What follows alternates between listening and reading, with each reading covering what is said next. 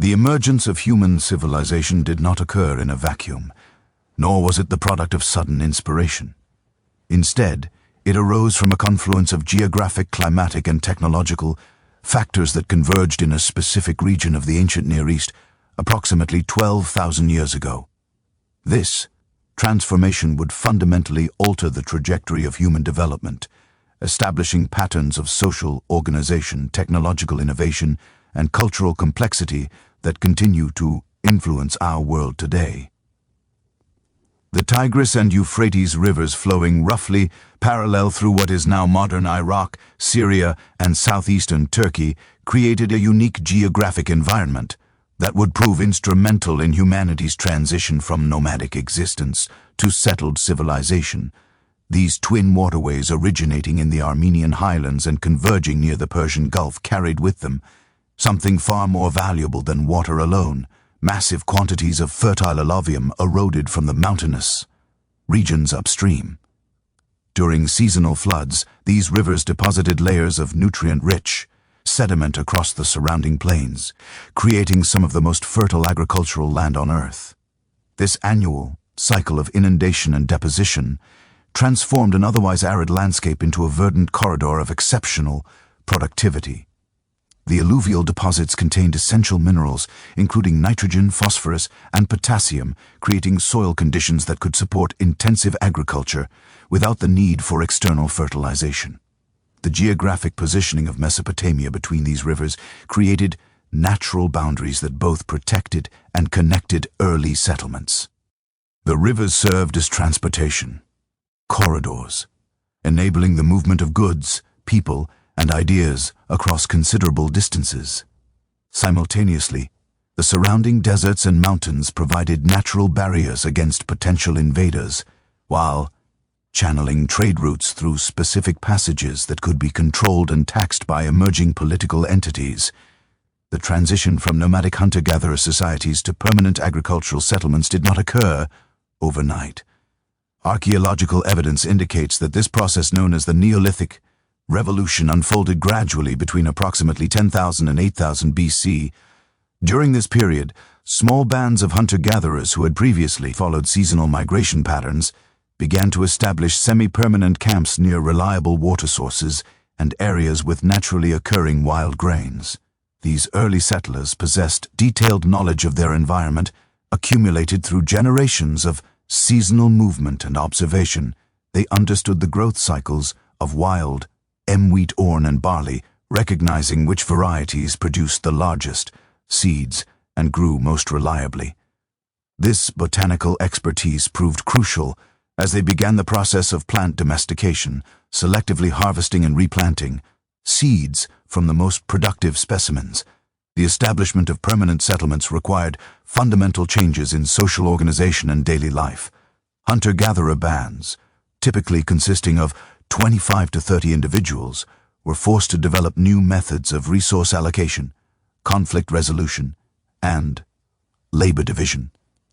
The construction of permanent structures demanded specialized knowledge of building techniques, while the storage of surplus grain required the development of new technologies for preservation and protection against pests and moisture. Early settlements in the Fertile Crescent reveal evidence of increasingly sophisticated architectural techniques. Houses constructed from mud brick and stone foundations replaced temporary shelters made from animal skins and wooden frames.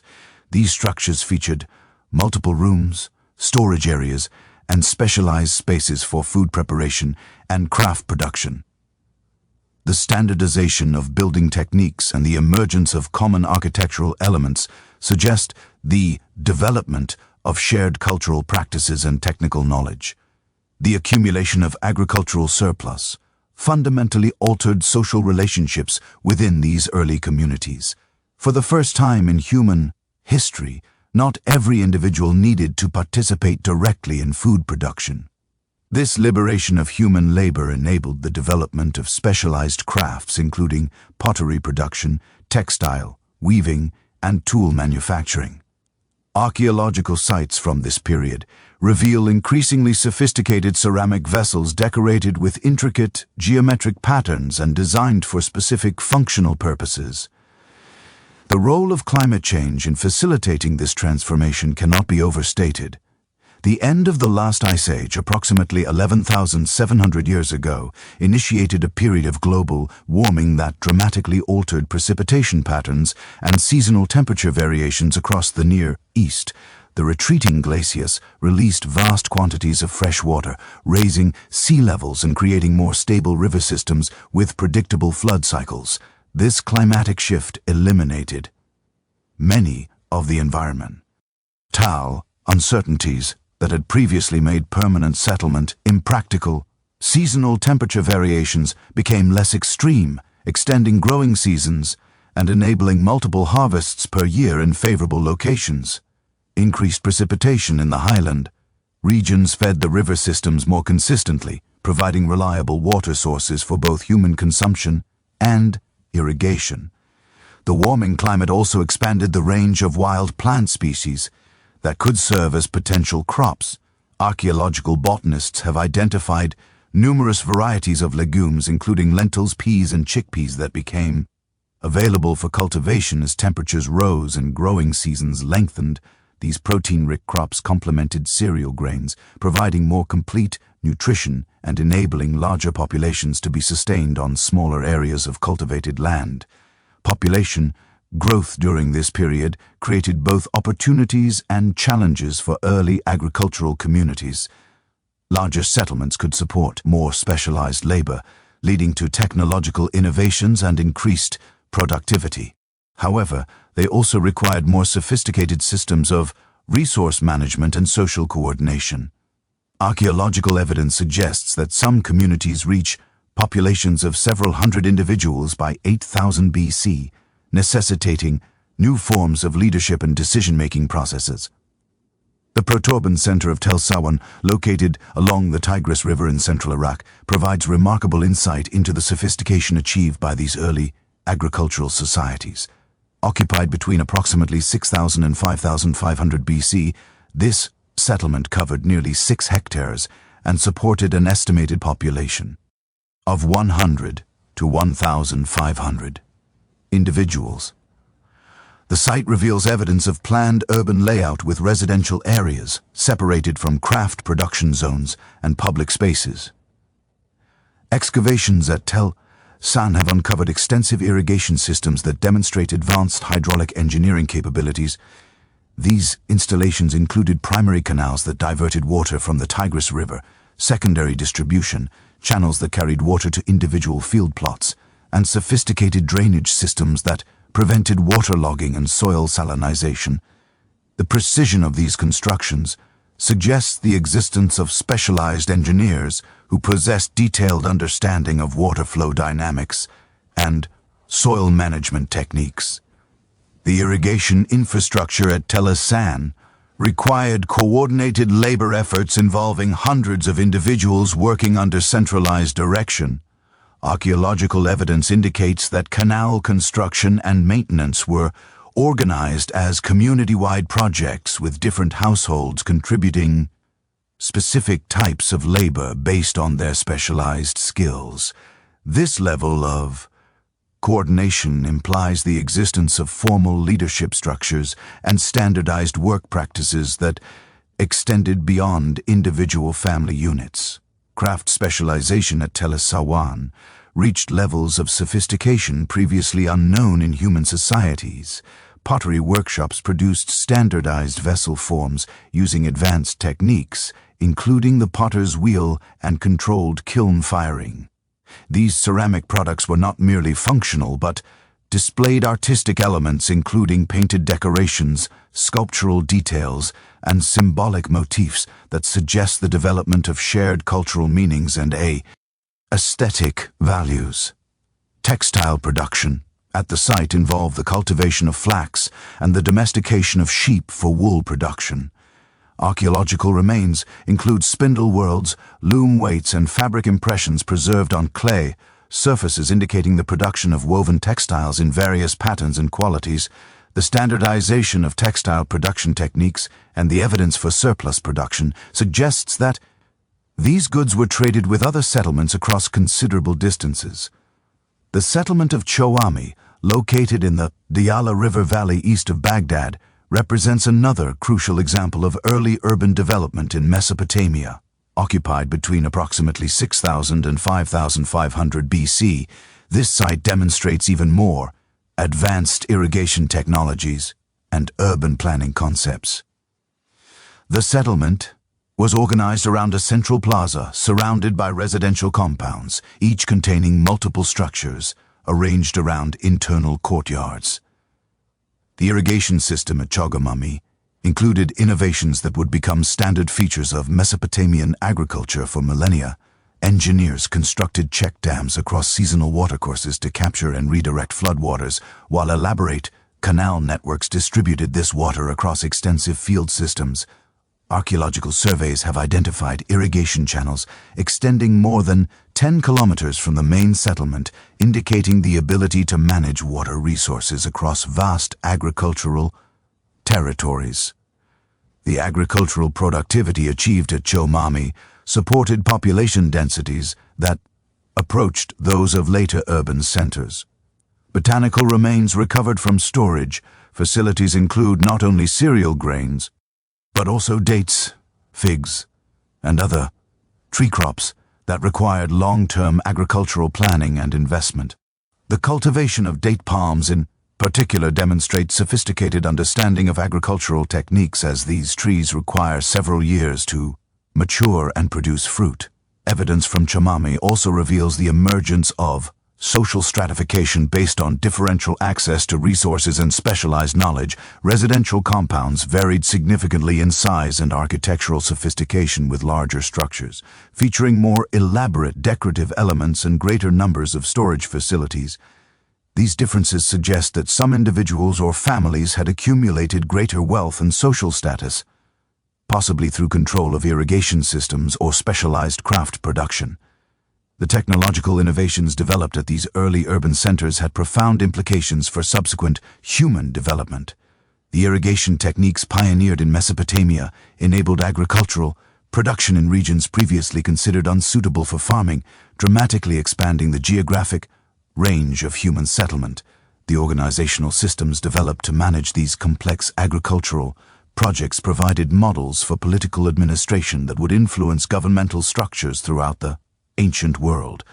The transition from hunter-gatherer societies to agricultural settlements also initiated fundamental changes in human relationships with the natural environment.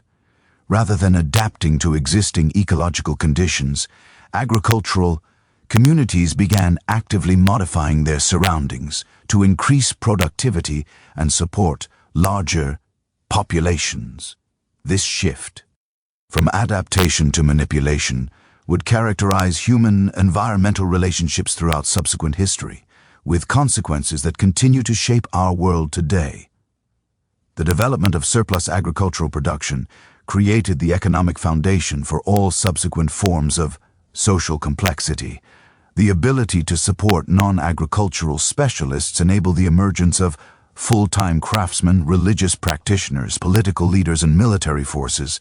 These specialized roles in turn facilitated technological innovation, cultural development, and territorial expansion that would characterize the great civilizations of the ancient world. The geographic advantages of the Tigris-Euphrates river system continued to attract human settlement and technological innovation throughout the prehistoric period.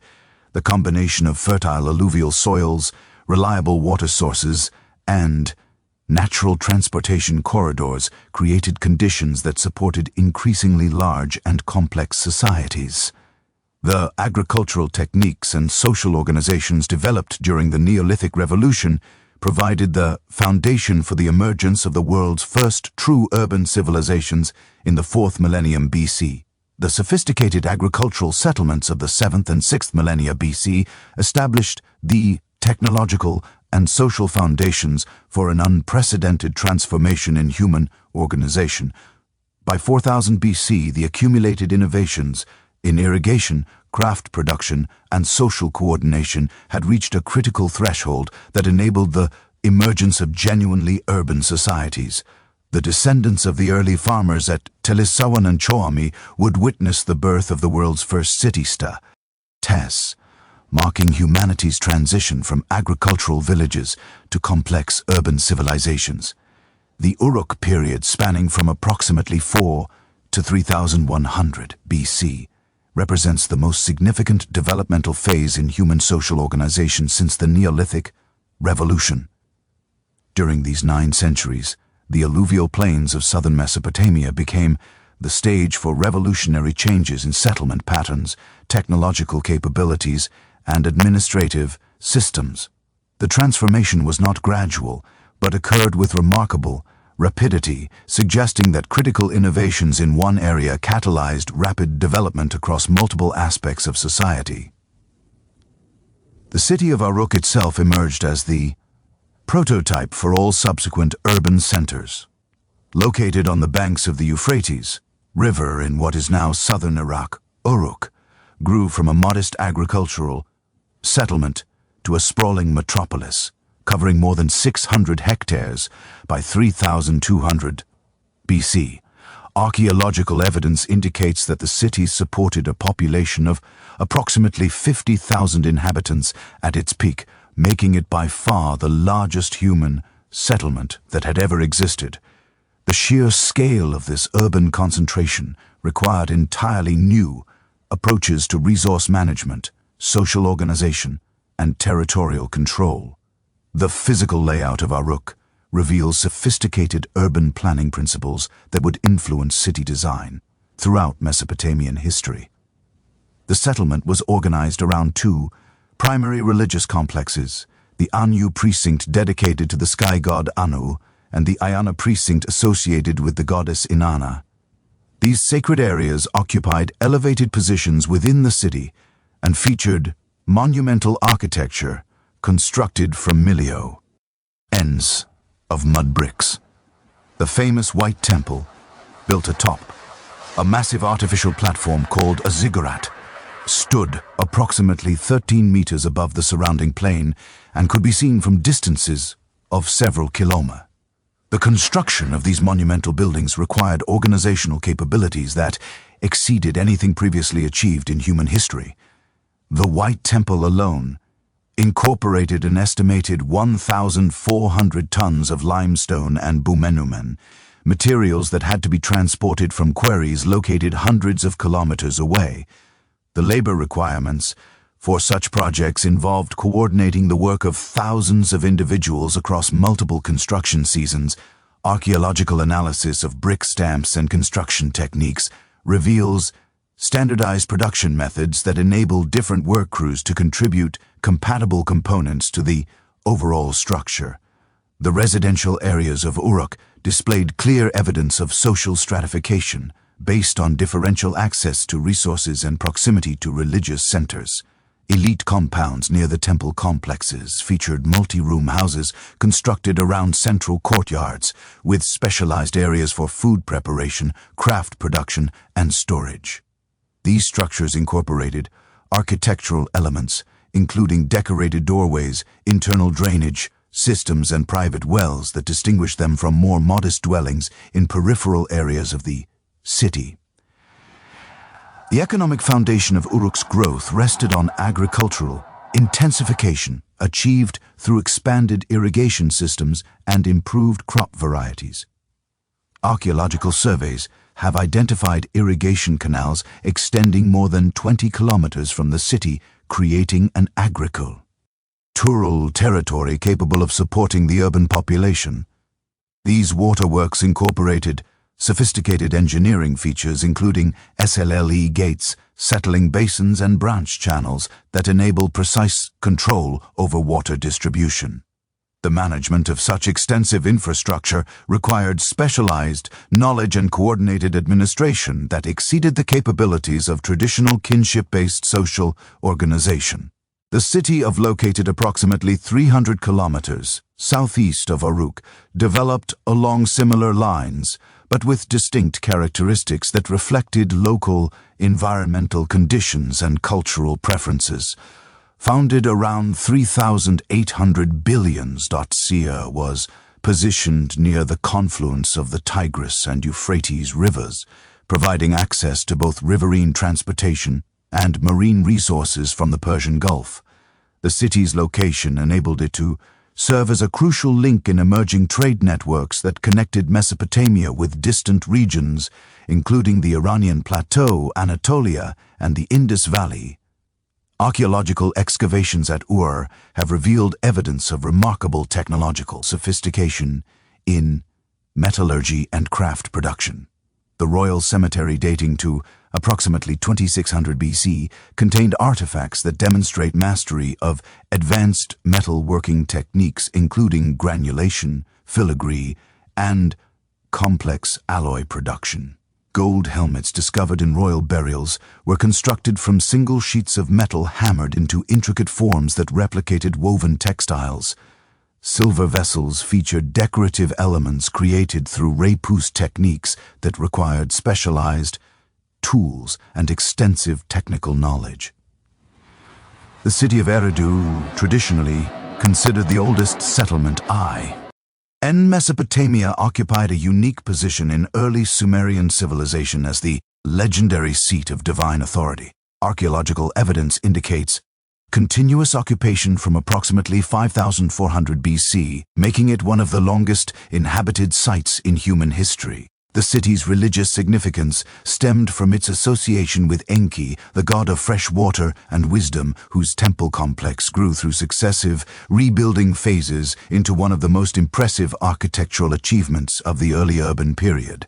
The temple sequence at Eridu provides crucial evidence for understanding the evolution of Mesopotamian religious architecture and administrative practices. The earliest shrine, constructed around 5000 BC, was a simple rectangular structure measuring approximately 3 4 m. Over the subsequent millennia, this building was repeatedly demolished and rebuilt on an increasingly grand scale, with each new iteration incorporating architectural innovations and expanded functional areas. By 3000 BC, the temple complex covered more than 2,000 square meters and included specialized areas for ritual activities, administrative functions, and storage of religious offerings. Lagash emerged somewhat later than the other major Sumerian cities, but quickly developed into one of the most powerful and influential city-states of the early urban period. Located in the eastern portion of the Sumerian heartland, Lagash controlled extensive agricultural territories, irrigated by waters from both the Tigris and Euphrates river systems.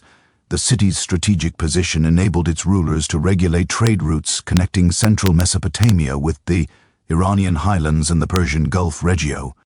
The administrative archives discovered at Lagash provide unprecedented insight into the complexity of early urban management systems. Thousands of clay tablets record transactions involving agricultural products, craft goods, labor, assignments, and religious offerings. These documents reveal sophisticated accounting methods that tracked resources with remarkable precision, including calculations of field productivity, livestock inventories, and workshop output. The level of detail preserved in these records indicates that urban administrators possessed mathematical skills and organizational capabilities that enabled them to manage economic activities across vast territories.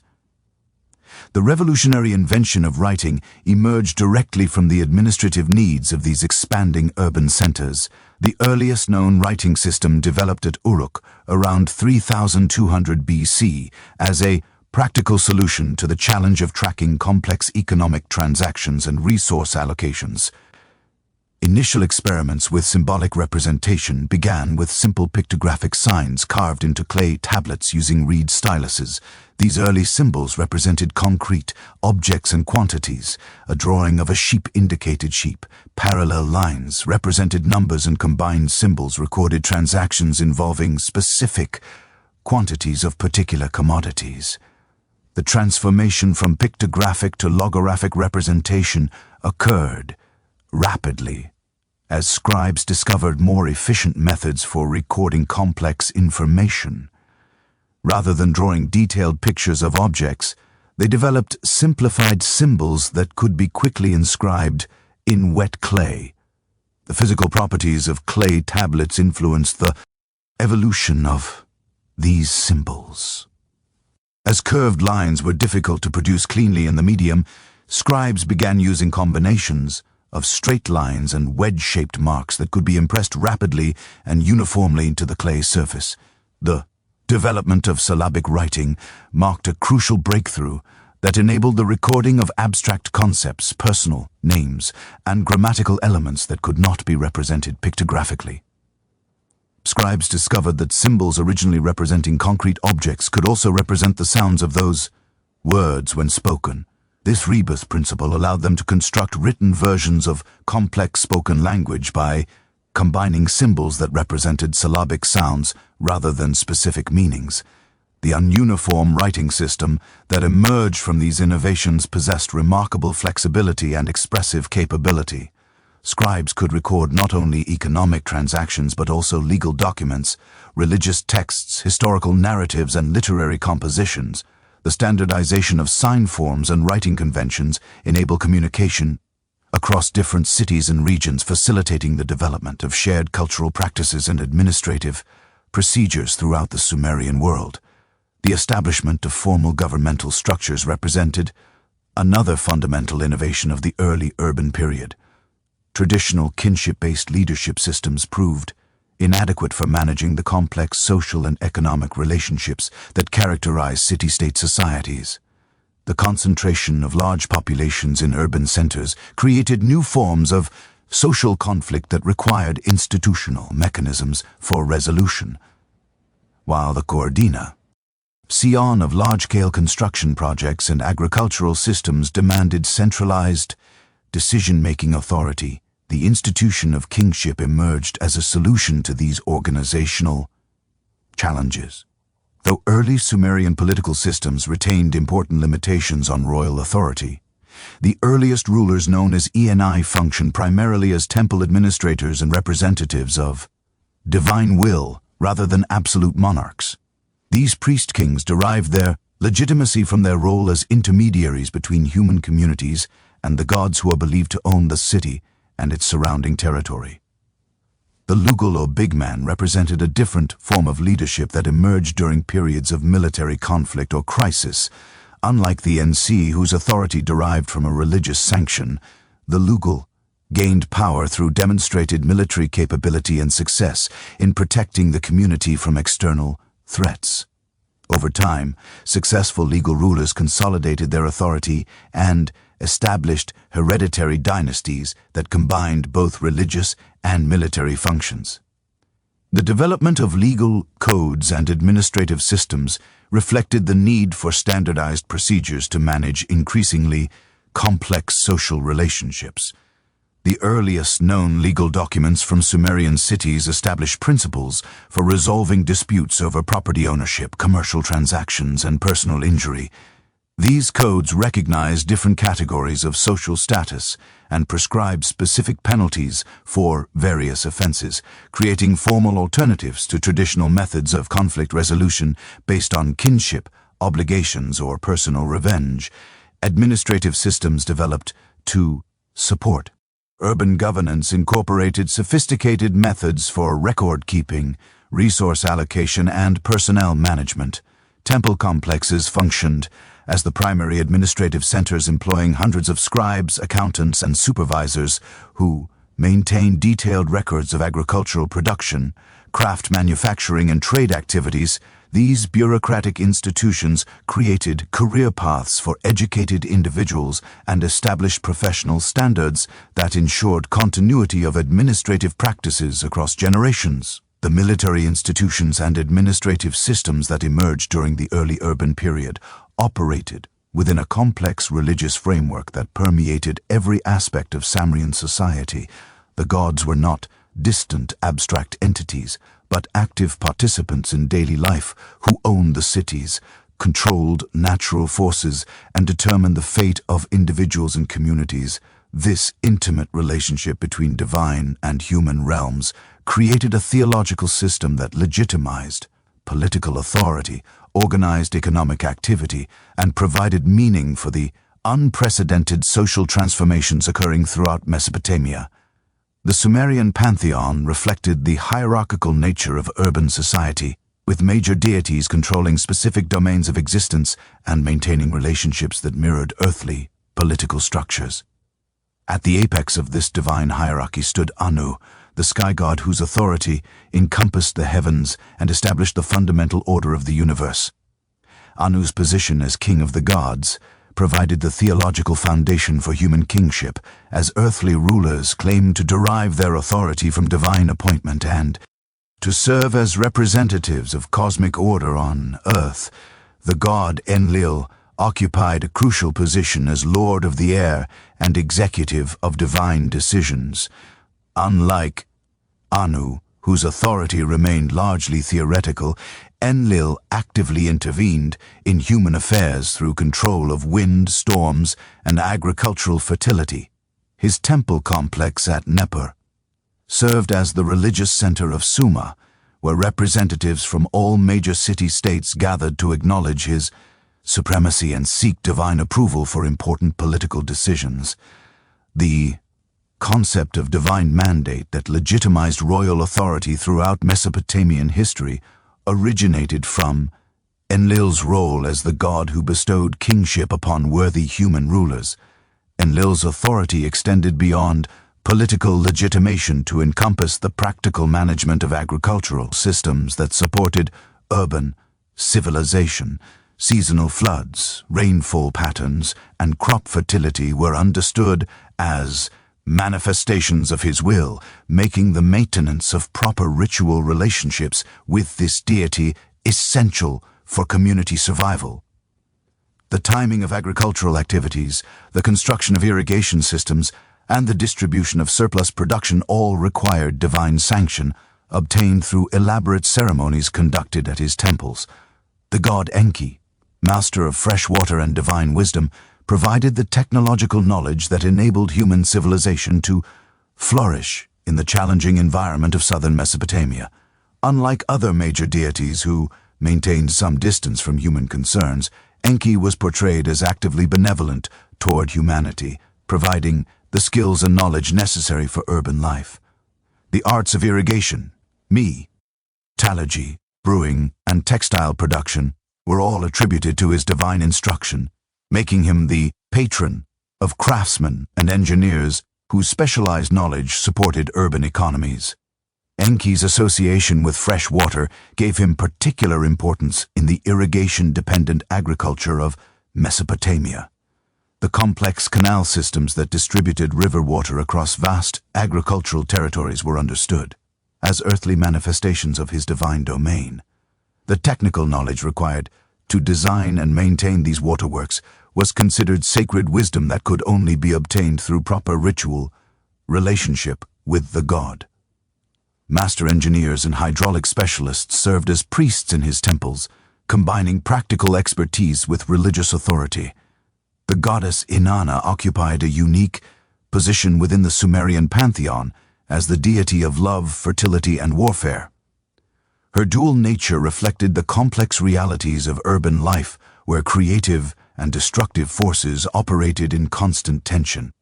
As goddess of fertility, she ensured agricultural abundance and human reproduction that sustained growing urban populations. As goddess of warfare, she provided divine sanction for the military conflicts that characterize relationships between competing city-states. Inanna's association with both love and war reflected sophisticated theological understanding of the interconnected nature of creative and destructive forces in human society. The same divine power that ensured agricultural fertility and human reproduction could be channeled towards military conquest and territorial expansion. This theological framework provided religious justification for the aggressive expansion policies pursued by successful Sumerian rulers who claimed to act as instruments of divine will. The goddess's prominent role in Sumerian religion also reflected the relatively high status of women in early urban society. Unlike later Mesopotamian civilizations, where female deities were subordinated to male gods, Inanna maintained independent authority and actively challenged other divine figures. Her mythological adventures, including her descent to the underworld and her conflicts with other gods, provided models for human behavior that emphasize personal agency and the pursuit of individual goals within established social structures. These major deities were supported by hundreds of minor gods and goddesses who controlled specific aspects of daily life. From household activities to specialized crafts, each profession, each neighborhood, and each family maintained relationships with particular divine patrons who provided protection and assistance in exchange for proper ritual observance. This elaborate theological system created multiple layers of divine authority that paralleled and reinforced the complex social hierarchies of urban civilization. The architectural expression of this religious system reached its most impressive form in the monumental temple complexes known as ziggurats. These massive stepped pyramids dominated the skylines of Sumerian cities and served as both religious centers and symbols of civic achievement. The Great Ziggurat, constructed during the 21st century BC under the patronage of King Uramu, exemplifies the sophisticated engineering capabilities and religious devotion that characterize these remarkable structures. The Zig-Urata rose approximately 30 meters above the surrounding plain through 3 distinct terrace levels, each constructed from millions of mud bricks manufactured according to standardized specifications. The lowest level measured roughly 64 times 46 m at its base and stood 15 meters high, providing a massive foundation for the upper levels. The second terrace measured approximately 48 times 32 m and added another 8 meters of height, while the uppermost level supported a temple structure dedicated to the moon god, Nana. The construction techniques employed in the ziggurat demonstrate remarkable understanding of structural engineering principles and material science. The builders incorporated drainage systems within the structure to prevent water damage from seasonal rains and flooding. Beam-N waterproofing protected vulnerable joints and surfaces, while woven reed mats placed between brick courses provided flexibility that allowed the massive structure to settle evenly without cracking. The exterior surfaces were covered with fired brick facades that provided weather protection and created impressive visual effects through varied colors and textures. The interior of the ziggurat contained a complex network of chambers, corridors, and staircases that served various religious and administrative functions. Storage rooms held offerings brought by worshippers, while specialized chambers housed the ritual equipment and sacred objects used in temple ceremonies. Administrative offices within the structure accommodated the large staff of priests, scribes, and servants required to maintain temple operations and manage the extensive economic activities associated with religious institutions. The Great Ziggurat served not only as a religious center but also as a powerful symbol of political authority and economic prosperity. The massive scale of the structure demonstrated the city's ability to mobilize enormous resources and coordinate complex construction projects. The sophisticated engineering and architectural details showcased the technical capabilities of craftsmen and engineers. The permanent visibility of the ziggurat across the surrounding landscape proclaimed the city's dominance over its agricultural territories and subordinate settlements. The temple complexes associated with ziggurats functioned as integrated economic institutions that managed substantial portions of urban wealth and agricultural production. The Temple of Nanarat controlled approximately 3,000 hectares of agricultural land worked by dependent laborers who received rations in exchange for their services. Temple workshops produced textiles, metalwork, and other craft goods that were traded throughout Mesopotamia and beyond. The institution maintained herds of cattle, sheep, and goats that provided meat, dairy products, and raw materials for various industries. Temple administrators developed sophisticated accounting systems to track the complex economic activities under their control. Thousands of ununiform tablets from temple archives record transactions involving agricultural products, craft goods, labor assignments, and ritual offerings. These documents reveal mathematical capabilities that enable precise calculation of field productivity, workshop output, and resource allocation across multiple economic sectors. The standardized accounting methods developed by temple bureaucracies provided models for commercial and governmental record-keeping throughout Mesopotamian civilization. The relationship between temple economies and secular governance created complex institutional arrangements that varied significantly between different city-states and historical periods. In some cities, temple administrators functioned essentially as government officials who managed public resources under royal supervision. In others, religious institutions maintained substantial independence and competed with secular authorities for control over economic activities and political influence. The city of Lagash provides detailed evidence for the intricate relationships between religious and secular economic management. During the 24th century BC, the Temple of the Garden in Gweru controlled extensive agricultural territories and manufacturing workshops that generated substantial surpluses for the city-state. However, secular officials appointed by the ruler also maintained independent administrative systems that managed royal lands and collected taxes from private citizens. The two institutions cooperated in major construction projects and military campaigns while competing for influence over trade policies and resource allocation decisions. Temple priests occupied crucial positions within these economic systems as specialized administrators who possessed both religious authority and technical expertise.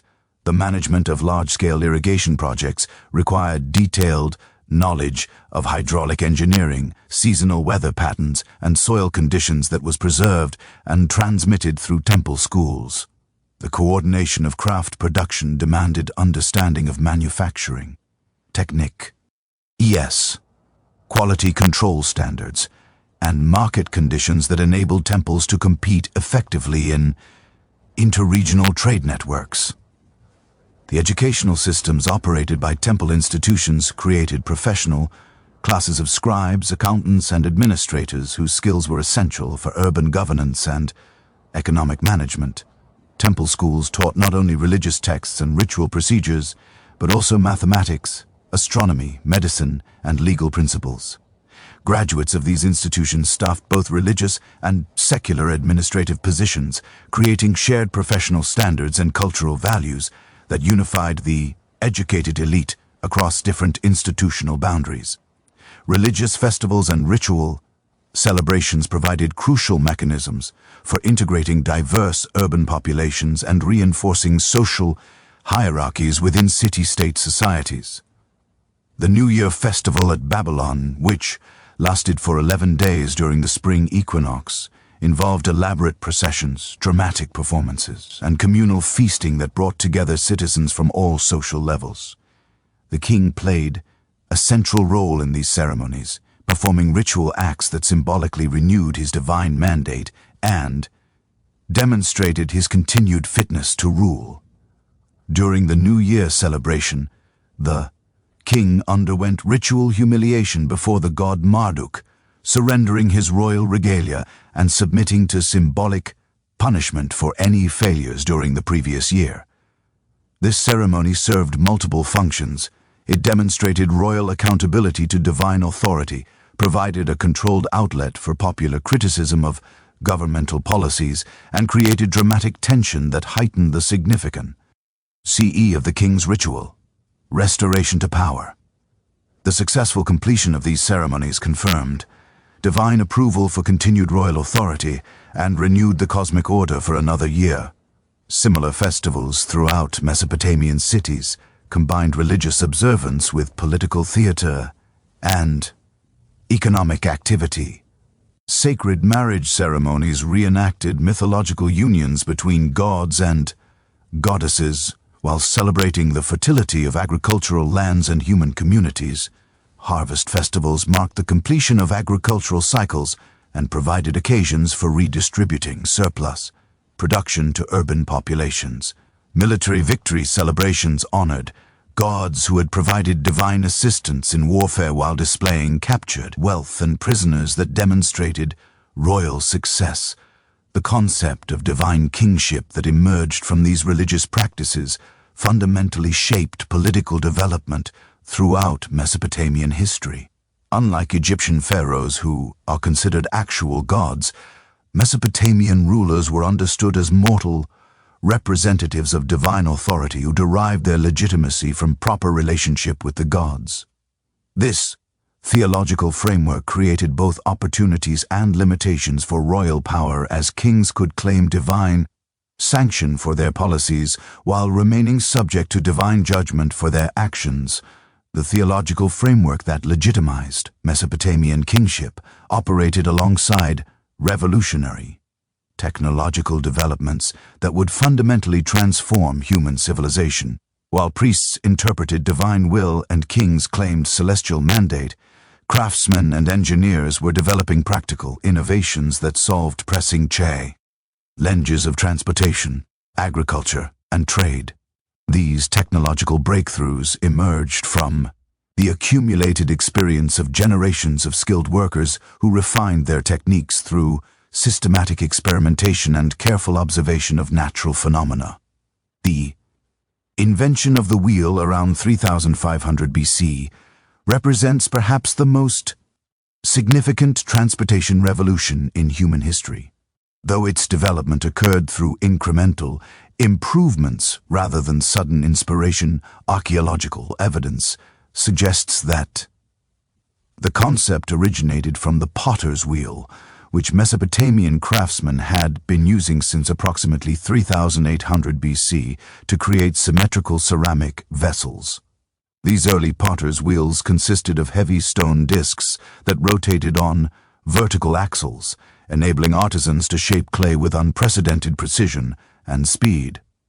The transition from potter's wheel to transportation device required solving complex engineering challenges related to axle construction, bearing systems, and load distribution.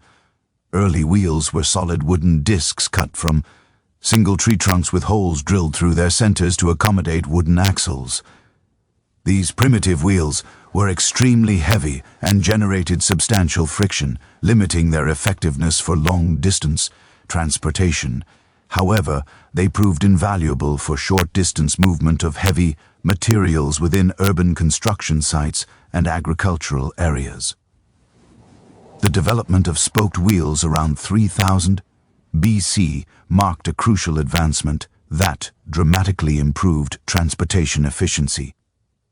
Sumerian craftsmen discovered that wheels constructed with wooden spokes radiating from central hubs could support equivalent loads, while weighing significantly less than solid disc wheels.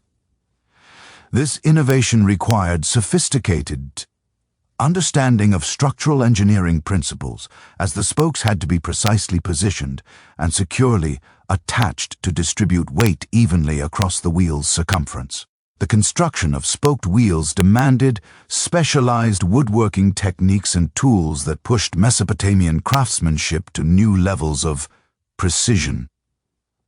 Artisans developed bronze saws, chisels, and boring tools that enabled them to create standardized wheel components with consistent dimensions and tolerances. The assembly process required careful measurement and fitting to ensure the completed wheels would rotate smoothly and maintain structural integrity under heavy loads.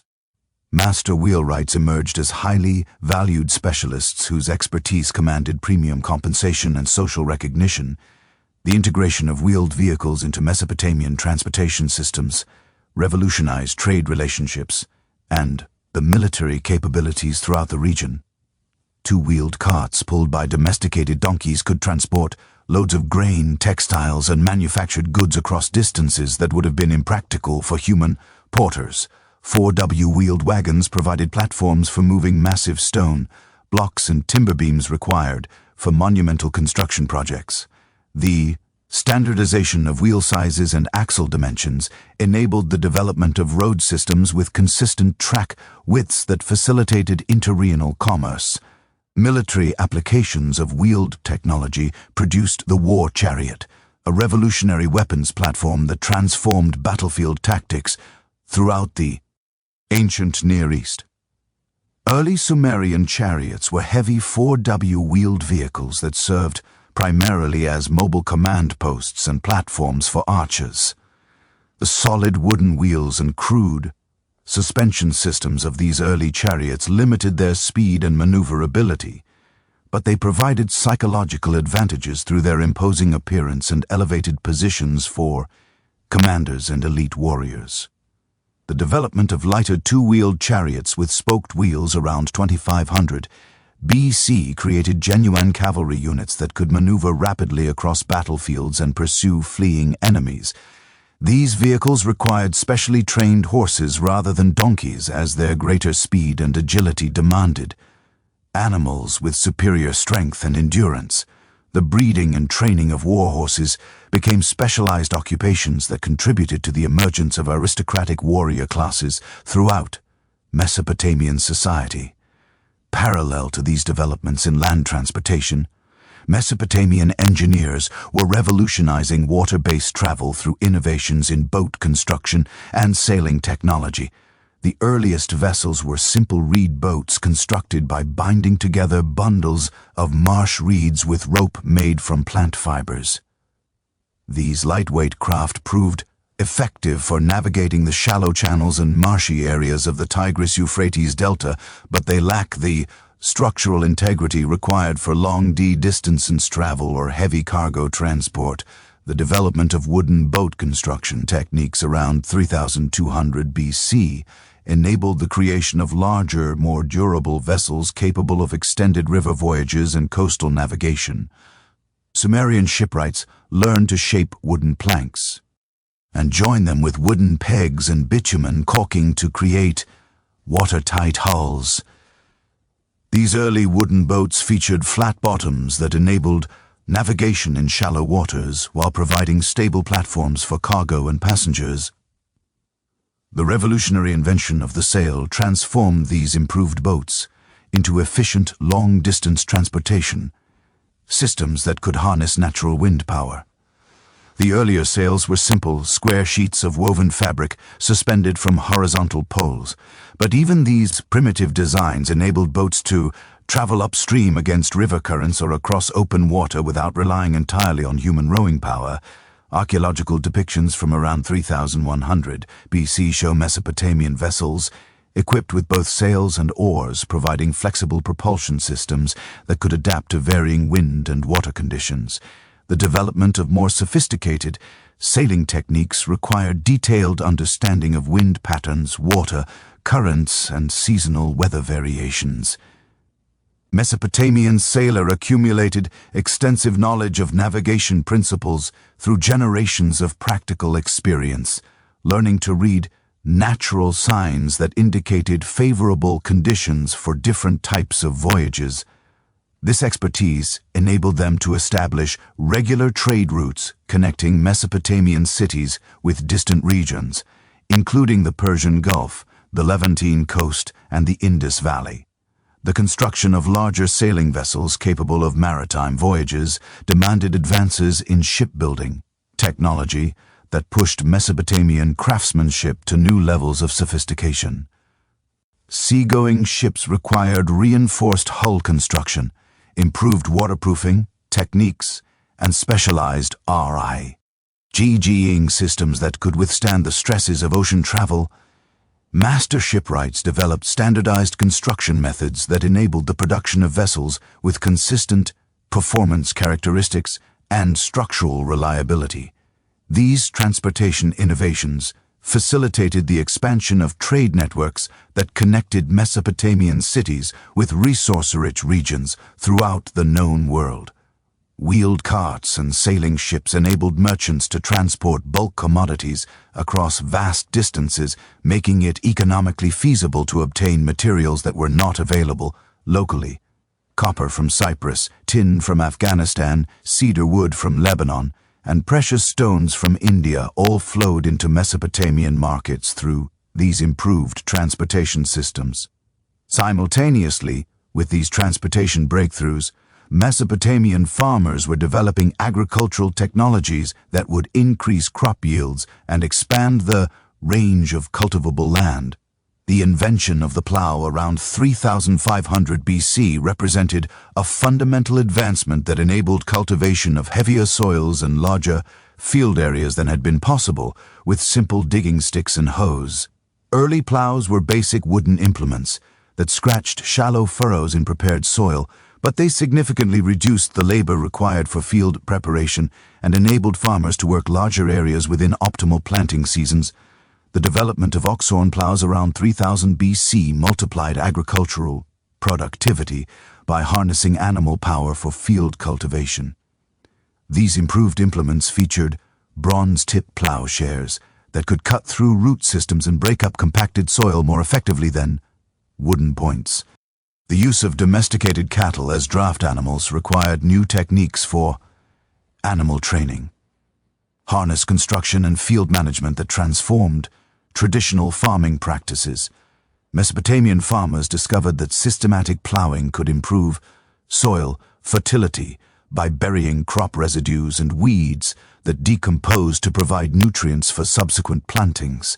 The practice of cross-plowing, where fields were cultivated in perpendicular directions, broke up soil clouds more thoroughly and created better seedbed conditions. These techniques enabled farmers to maintain productive agriculture on the same fields for extended periods without the need for lengthy periods that had characterized earlier farming systems. The integration of plowing with improved irrigation techniques created agricultural systems capable of supporting much larger urban populations than had been possible with earlier farming methods. Mesopotamian engineers developed sophisticated field layouts that combined drainage channels, irrigation ditches, and plowed furrows in coordinated systems that optimized water distribution and soil management. These integrated agricultural technologies enable the cultivation of extensive territories around major cities, providing the food surpluses necessary to support specialized craftsmen, administrators, and military forces. The mathematical knowledge required to design and implement these complex agricultural and transportation systems led to revolutionary advances in numerical calculation and geometric measurement. Mesopotamian mathematicians developed the sexdecimal system based on the number 60, which provided more flexible calculation methods than early counting systems based on 10 or 12. This base 60 system enabled precise division of quantities into multiple fractional parts, making it particularly useful for distributing resources, calculating areas, and measuring time intervals. The sexdecimal system's mathematical advantages stemmed from 60 seconds numerous divisor, which include 1, 2, 3, 4, 5, 6, 1000, and 12, 15, 20, 30, and 60. This abundance of factors enabled Mesopotamian mathematicians to perform complex calculations involving fractions without requiring decimal notation systems that would not be developed until much later in mathematical history. Practical applications included calculating field areas for taxation purposes, determining material quantities for construction projects, and dividing inheritance shares among multiple heirs. The influence of sexdecimal mathematics extended far beyond practical calculations to establish measurement standards that continue to shape modern life. The division of hours into 60 minutes and minutes into 60 seconds derives directly from Mesopotamian mathematical traditions that proved so useful they were adopted by subsequent civilizations throughout the ancient world. Similarly, the 360-degree circle reflects sexdecimal principles, as 360 represents 6 times 60 and provides a highly divisible unit for measuring angles and directions. Mesopotamian astronomers applied these mathematical tools to systematic observation of celestial phenomena, creating the world's first scientific approach to understanding planetary motions and seasonal cycles. The predictable movements of the sun, moon, and visible planets provided natural laboratories for testing mathematical theories and refining calculation techniques. Astronomical observations also had practical applications for agriculture, navigation, and religious ceremonies that required precise timing of seasonal events. The development of lunar calendar systems around 3000 BC enabled Mesopotamian societies to coordinate agricultural activities, religious festivals, and administrative functions according to predictable temporal frameworks. Early lunar calendars were based on the approximately 29.5-day cycle of lunar phases, with months beginning at each new moon. 12 lunar months created years of roughly 354 days, which gradually fell out of synchronization with seasonal agricultural cycles that followed the 365.25-day solar year. Mesopotamian astronomers solved this kendrical problem by developing sophisticated intercalation systems that added extra months at regular intervals to maintain alignment between lunar and solar cycles. These adjustments required precise mathematical calculations and long-term astronomical observations that demonstrated remarkable scientific sophistication. The resulting calendars provided stable frameworks for organizing complex urban societies, while maintaining connection to natural cycles that governed agricultural productivity. The creation of accurate calendar systems facilitated the development of long-term planning capabilities that were essential for urban administration and economic management. Government officials could schedule construction projects, military campaigns, and tax collection activities according to predictable temporal frameworks. Merchants could coordinate trading, expeditions with seasonal weather patterns and agricultural harvest cycles. Religious authorities could maintain consistent festival schedules that reinforce social cohesion and cultural identity. Solar calendar systems developed somewhat later provided even greater precision for agricultural and administrative planning. Mesopotamian astronomers discovered that the solar year contained approximately 365.2525 days. By carefully tracking the sun's position relative to fixed stars over extended observation periods. This knowledge enabled them to predict seasonal changes with remarkable accuracy and to develop planting schedules that maximize crop yields by taking advantage of optimal growing conditions. The integration of solar and lunar calendar systems created complex chronological frameworks that serve different functions within Mesopotamian society. Lunar calendars remained important for religious observances and social activities that followed traditional monthly cycles. Solar calendars provided more accurate frameworks for agricultural planning and long-term administrative scheduling. The ability to convert between these different temporal systems required mathematical sophistication that further advanced Mesopotamian computational capabilities.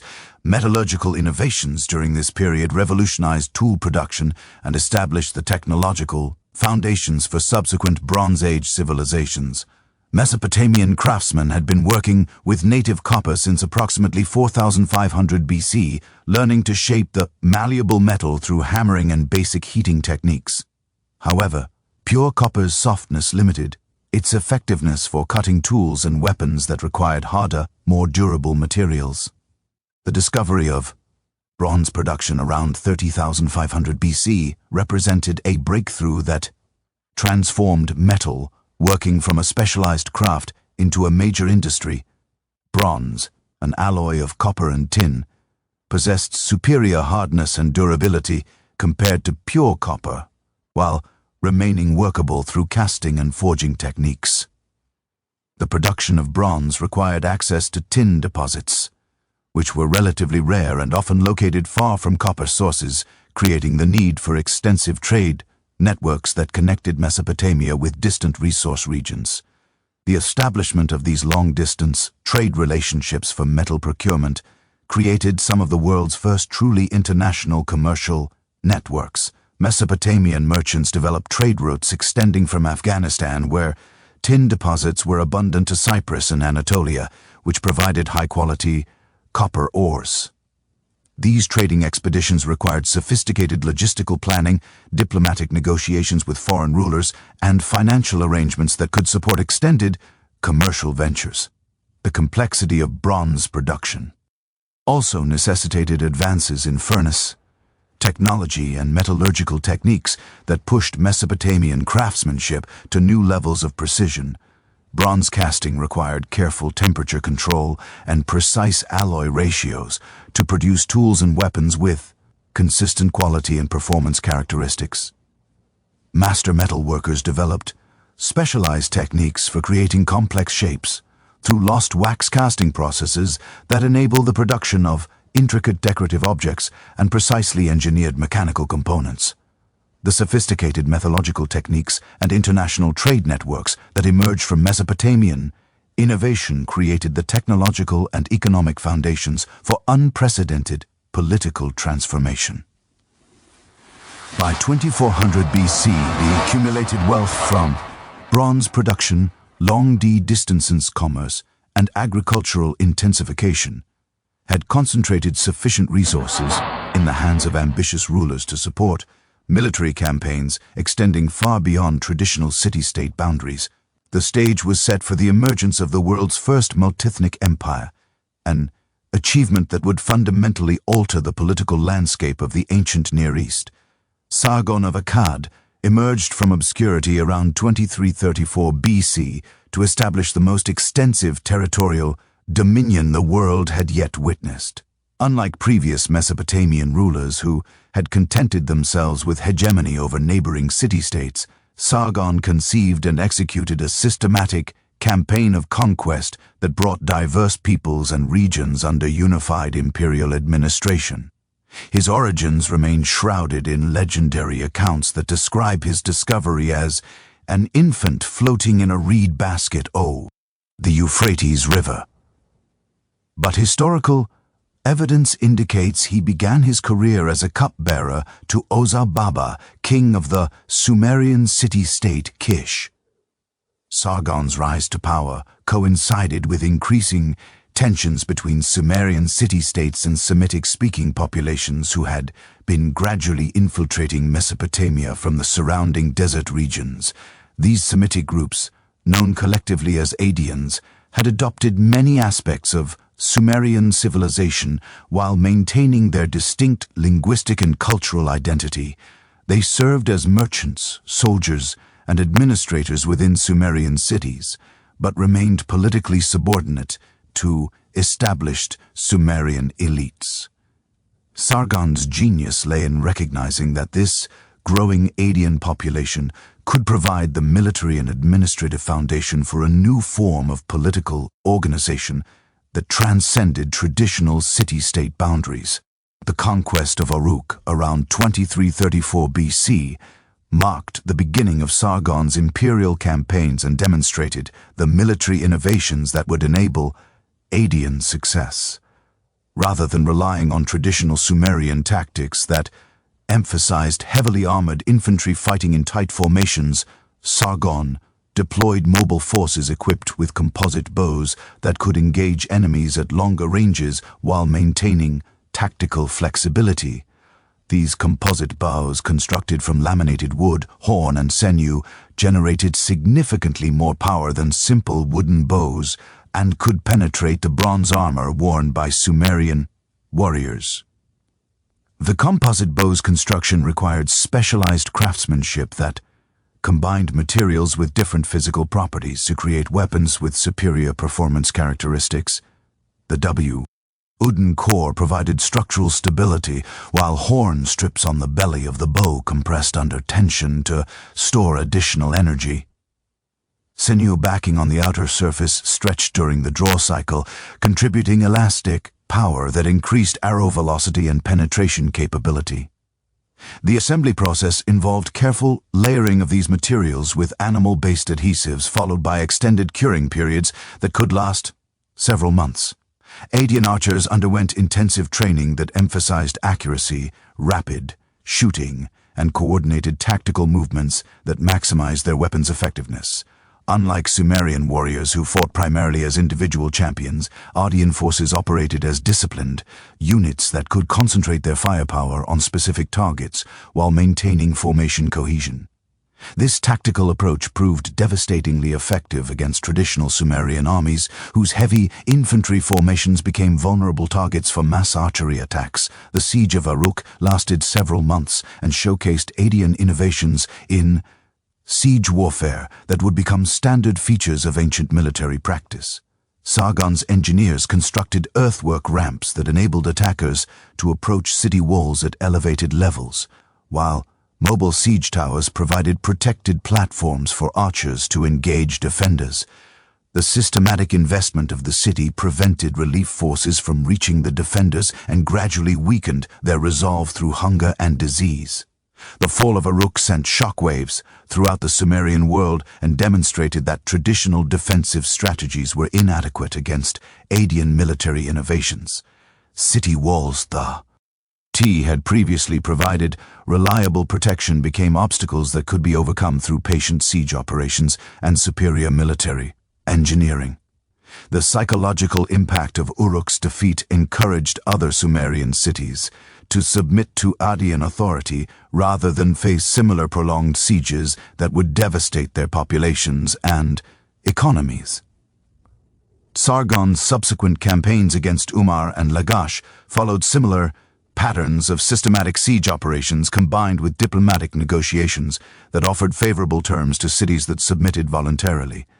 This approach enabled rapid territorial expansion while minimizing the destruction that would have resulted from prolonged military resistance. Cities that accepted Adian rule retained their local institutions and religious practices while acknowledging Sargon's supreme authority and contributing military forces and tribute to support imperial administration. The conquest of the Sumerian heartland provided Sargon with the economic resources and administrative expertise necessary to extend Adian control throughout Mesopotamia and beyond. The agricultural surplus generated by Sumerian irrigation systems supported the large standing armies required for extended campaigns, while Sumerian scribal traditions provided bureaucratic capabilities for managing diverse territorial holdings. The integration of Adian military innovations with Sumerian administrative systems created a hybrid imperial structure that proved remarkably effective for governing multi-ethnic populations across vast distances. The establishment of Akkad as the imperial capital around 2330 BC marked the beginning of systematic imperial administration that would influence governmental practices throughout subsequent Mesopotamian history. Unlike previous Mesopotamian cities that had grown organically around religious centers, Akkad was planned as an administrative hub designed to coordinate imperial activities across extensive territories. The city featured specialized districts for different governmental functions, including military headquarters, diplomatic quarters, and archives for storing the massive documentation required for imperial management. The location of Akkad near the confluence of the Tigris and Euphrates rivers provided strategic advantages for controlling transportation and communication throughout the empire. River traffic carrying tribute trade. Goods and official correspondence converged at the capital, enabling central authorities to monitor economic activities and maintain contact with distant provinces. The city's position also facilitated the deployment of military forces to any threatened region within the empire, as troops could travel by river transport to reach most major population centers within reasonable time frames. Adian imperial administration incorporated Sumerian bureaucratic practices while adapting them to manage much larger and more diverse territories than any previous Mesopotamian state. Provincial governors, typically drawn from local elite families, maintained day-to-day administrative functions while reporting to Adian officials who ensured imperial policies were implemented consistently throughout the empire. This system balanced central control with local autonomy, enabling efficient governance while minimizing cultural conflicts that could destabilize imperial authority. The synthesis of Sumerian and Adian cultural traditions created new forms of artistic expression and intellectual achievement that reflected the cosmopolitan character of the empire. Adian sculptors adopted Sumerian artistic conventions while introducing stylistic innovations that emphasized individual personality and emotional expression. The famous bronze head discovered at Nineveh, possibly representing Sargon himself, demonstrates sophisticated casting techniques and artistic sensibilities that combined technical mastery with psychological insight. The adaptation of ununiform writing to record the Akkadian language represented one of the most significant intellectual achievements of the imperial period. Sumerian ununiform had been designed specifically for the Sumerian language with its complex system of logographic and syllabic signs reflecting Sumerian grammatical structures and vocabulary. Akkadian, as a Semitic language, possessed fundamentally different grammatical patterns and phonetic characteristics that required substantial modifications to the existing writing system. Akkadian scribes solved this challenge by developing new conventions for representing Semitic grammatical features while retaining the basic uniform sign inventory inherited from Sumerian tradition. They created standardized methods for indicating verb conjugations, noun declensions, and other grammatical elements that had no direct equivalents in Sumerian. The resulting writing system maintained continuity with established Mesopotamian literary traditions while enabling the expression of Akkadian cultural concepts and administrative requirements.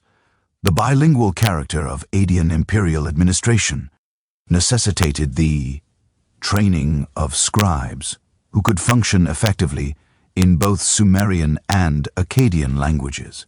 Educational institutions throughout the empire developed curricula that combined traditional Sumerian literary texts with new Akkadian compositions, creating scholarly traditions that preserved ancient cultural heritage while adapting to contemporary needs. These educational programs produced generations of administrators who possessed the linguistic skills necessary for governing diverse populations and maintaining diplomatic relationships with foreign powers. Military innovations continued to evolve throughout Sargon's reign as Akkadian forces encountered different tactical challenges in various geographic regions. The conquest of territories extending from the Persian Gulf to Anatolia required adaptation to diverse terrain conditions and enemy capabilities that differed significantly from traditional Mesopotamian warfare. Mountain campaigns demanded different logistical arrangements and tactical approaches than operations in river valleys, while desert expeditions required specialized knowledge of navigation and water management. The development of organized standing armies represented a fundamental departure from previous Mesopotamian military practices that had relied primarily on seasonal levies and temporary alliances between city-states. Akkadian professional soldiers received regular pay and equipment from imperial resources, enabling them to dedicate themselves entirely to military service rather than dividing their time between farming and warfare. This professional military establishment provided the empire with rapid response capabilities and consistent tactile standards that could be maintained across diverse operational environments. The standardization of weapons and equipment throughout Akkadian forces facilitated logistics and maintenance while ensuring tactical compatibility between units drawn from different regions. Imperial armories produced bronze weapons according to standardized specifications, while specialized workshops manufactured composite bows with consistent performance characteristics. This systematic approach to military supply enabled the deployment of large forces over extended distances without compromising combat effectiveness through equipment shortages or incompatible weaponry. Sargon's campaigns beyond Mesopotamia extended Akkadian influence into regions that had previously maintained independence from any centralized authority. The conquest of Alam, located in the Zagros Mountains east of Mesopotamia, brought valuable mineral resources under imperial control, while establishing strategic buffer zones against potential threats from the Iranian plateau. These mountain territories provided access to copper, silver, and precious stones that enhanced imperial wealth, while supplying materials for expanded military production. The western campaigns that brought Akkadian forces to the Mediterranean coast represented unprecedented territorial expansion that connected Mesopotamian civilization with entirely different cultural and economic systems. The conquest of Mari, located on the Middle Euphrates, provided control over crucial trade routes linking Mesopotamia with Anatolia and the Levant. the subjugation of territories in modern Syria and southeastern Turkey extended imperial boundaries to regions that had never experienced direct Mesopotamian political control. These extended campaigns required sophisticated logistical planning and diplomatic coordination that pushed Adian administrative capabilities to their limits. Supply lines extending hundreds of kilometers from the Mesopotamian heartland demanded careful management of transportation resources and strategic stockpiling of provisions at key locations. The integration of conquered territories with different agricultural systems and economic structures required flexible administrative approaches that could adapt imperial policies to local conditions. The reign of Naram-Sin, Sargon's grandson, who ruled from approximately 2254 to 2218 BC, marked the zenith of Adian imperial power and witnessed revolutionary developments in royal ideology that would influence Mesopotamian political concepts for millennia. Unlike his predecessors who had claimed divine sanction for their authority, Naramin declared himself an actual god and demanded worship from his subjects as a living deity. This unprecedented assertion of divine kingship represented a fundamental departure from traditional Mesopotamian concepts of royal legitimacy. The deification of Naram-Sin found its most dramatic expression in his adoption of the horned crown, a divine symbol that had previously been reserved exclusively for representations of gods and goddesses. Royal inscriptions from his reign describe him as the god of Akkad, and record temples constructed for his worship in various parts of the empire. This theological innovation reflected the enormous expansion of royal power that had occurred during the early imperial period and the need for new ideological framework to legitimize unprecedented territorial authority. The famous victory stele of Naram-Sin, discovered at Susa in western Iran, provides vivid documentation of this revolutionary royal ideology, while demonstrating the artistic sophistication achieved during the Akkadian period. The monument depicts the king wearing the horned crown of divinity while leading his troops up a mountain slope toward defeated enemies. The composition breaks with traditional Mesopotamian artistic conventions by showing the king at a scale larger than other figures and positioning him in dynamic interaction with the landscape rather than in static ceremonial poses. The artistic innovations and divine royal ideology that reached their peak under Naram-Sin could not prevent the gradual weakening of Adian imperial control that became increasingly evident during the late 23rd century BC. The vast territorial extent of the empire strained administrative resources beyond sustainable limits. While prolonged military campaigns depleted the professional armies that had enabled initial conquest, rebellions erupted throughout the empire's local populations, initially cowed by Adian military superiority, recognized that imperial forces were overextended and vulnerable to coordinated resistance. The Gutian invasions from the Zagros Mountains delivered the final blow to Adian power around 2154 BC. These nomadic peoples, whom Mesopotamian texts describe as fierce mountain warriors who knew no restraint, swept down from their highland territories to overrun the exhausted Akkadian armies. Unlike previous conflicts that had involved organized states with similar military technologies, the Gutian assault represent a collision between settled civilization and nomadic warrior culture that exposed fundamental weaknesses in imperial defensive systems. The Gutians possessed military advantages that proved devastatingly effective against traditional Mesopotamian forces.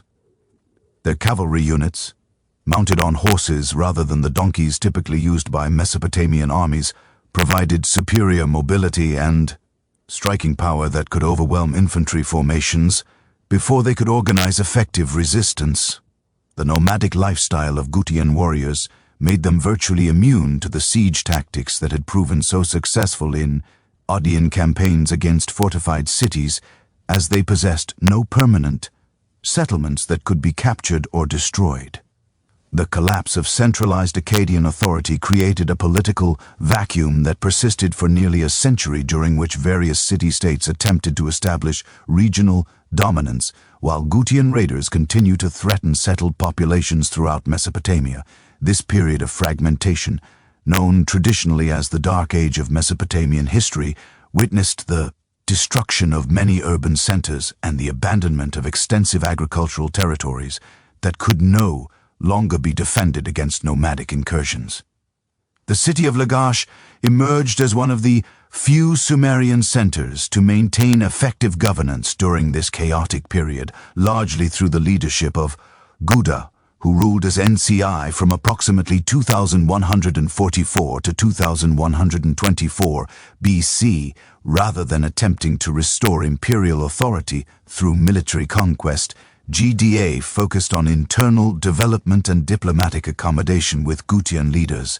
This pragmatic approach enabled Lagash to preserve Sumerian cultural traditions and administrative practices while avoiding the destructive conflicts that devastated other regions.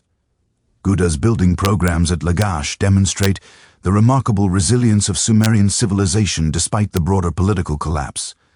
His reconstruction of the Temple of Ningu incorporated architectural innovations that combined traditional Sumerian design principles with new decorative elements influenced by contact with foreign cultures. The temple complex featured elaborate sculptural programs that depicted the ruler in various ceremonial contexts, providing detailed visual records of Sumerian religious practices and royal ideology during this transitional period. The numerous statues of GAA discovered at Lagash reveal sophisticated sculptural techniques that surpass the artistic achievements of the Akkadian period. These works, carved from imported diorite stone, demonstrate mastery of hard stone carving that required specialized tools and techniques. The realistic portrayal of facial features and clothing details reflects careful observation and artistic skill, while the inscriptions covering the statues preserve extensive information about temple construction, religious ceremonies, and administrative practices. The gradual weakening of Gutian control during the early 22nd century BC created opportunities for Sumerian cities to reassert their independence and begin the process of political reunification. The expulsion of Gutian forces from central Mesopotamia required coordinated military action by several city-states working in alliance, marking the beginning of a remarkable cultural and political revival that would restore Sumerian civilization on to unprecedented heights of achievement. Ernammu, who established the third dynasty of around 2112 BC, emerged as the architect of the Sumerian Renaissance through a combination of military prowess, administrative innovation, and cultural patronage that synthesized the best elements of previous Mesopotamian civilizations. His origins as governor of Ur under the last Sumerian king of Uruk provided him with intimate knowledge of both local administration and broader regional politics, enabling him to develop strategies that addressed the complex challenges of post-imperial reconstruction. The military campaigns that established Onammu's authority throughout Sumer required tactical innovations that could overcome both residual Gutian forces and rival Sumerian city-states that had grown accustomed to independence during the preceding century of fragmentation. Rather than relying solely on traditional infantry formations, Onammu's armies incorporated mobile units, equipped with improved bronze weapons and organized according to standardized tactical doctrines that maximize coordination between different military specialties. The siege of Uruk, which brought the most prestigious Sumerian city under Onammu's control, demonstrated the sophisticated military engineering capabilities that characterize Neo-Sumerian warfare. Onammu's forces constructed elaborate circumvallation works that completely surrounded the city, preventing relief forces from reaching the defenders while maintaining supply lines for the besieging army. These engineering projects required precise surveying and construction techniques that reflected the revival of technical expertise that had been disrupted during the Gutian period. The Restoration of unified Sumerian control enabled Urnammu to implement comprehensive administrative reforms that addressed the institutional weaknesses that had contributed to the Akkadian collapse.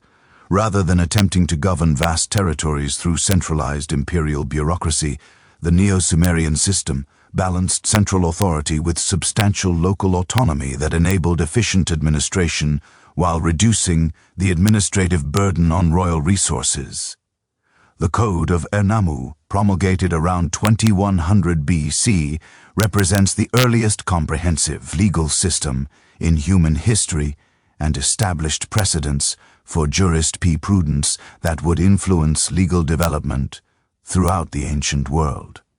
Unlike later legal codes that focus primarily on criminal penalties, Urnammu's legislation addressed civil disputes, commercial transactions, and family relationships that required standardized procedures for resolution. The code's emphasis on monetary compensation rather than the physical punishment reflected sophisticated understanding of social relationships and economic principles. The legal provisions governing agricultural disputes reveal the complex property relationships that had developed in Sumerian society by the late 3rd millennium BC. The code established procedures for resolving conflicts over irrigation rights, field boundaries, and crop-sharing arrangements that reflected the intensive agricultural system supporting Neo-Sumerian urban centers.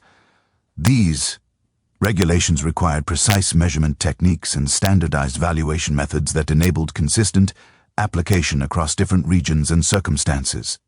Commercial law provisions in Urnammu's Code Adre expanded trade relationships that connected Neo-Sumerian cities with distant regions throughout the Near East and beyond. Regulations governing contract enforcement, debt collection, and partnership agreements provided legal frameworks that enabled merchants to engage in complex, long-distance transactions with reasonable assurance that their investments would be protected. The standardization of weights, measures, and currency values facilitated interregional commerce while reducing disputes over measurement and valuation. The code's family law provisions reflected the relatively high status of women in Neo-Sumerian society, while establishing clear procedures for marriage, divorce, and inheritance that protected the interests of all family members.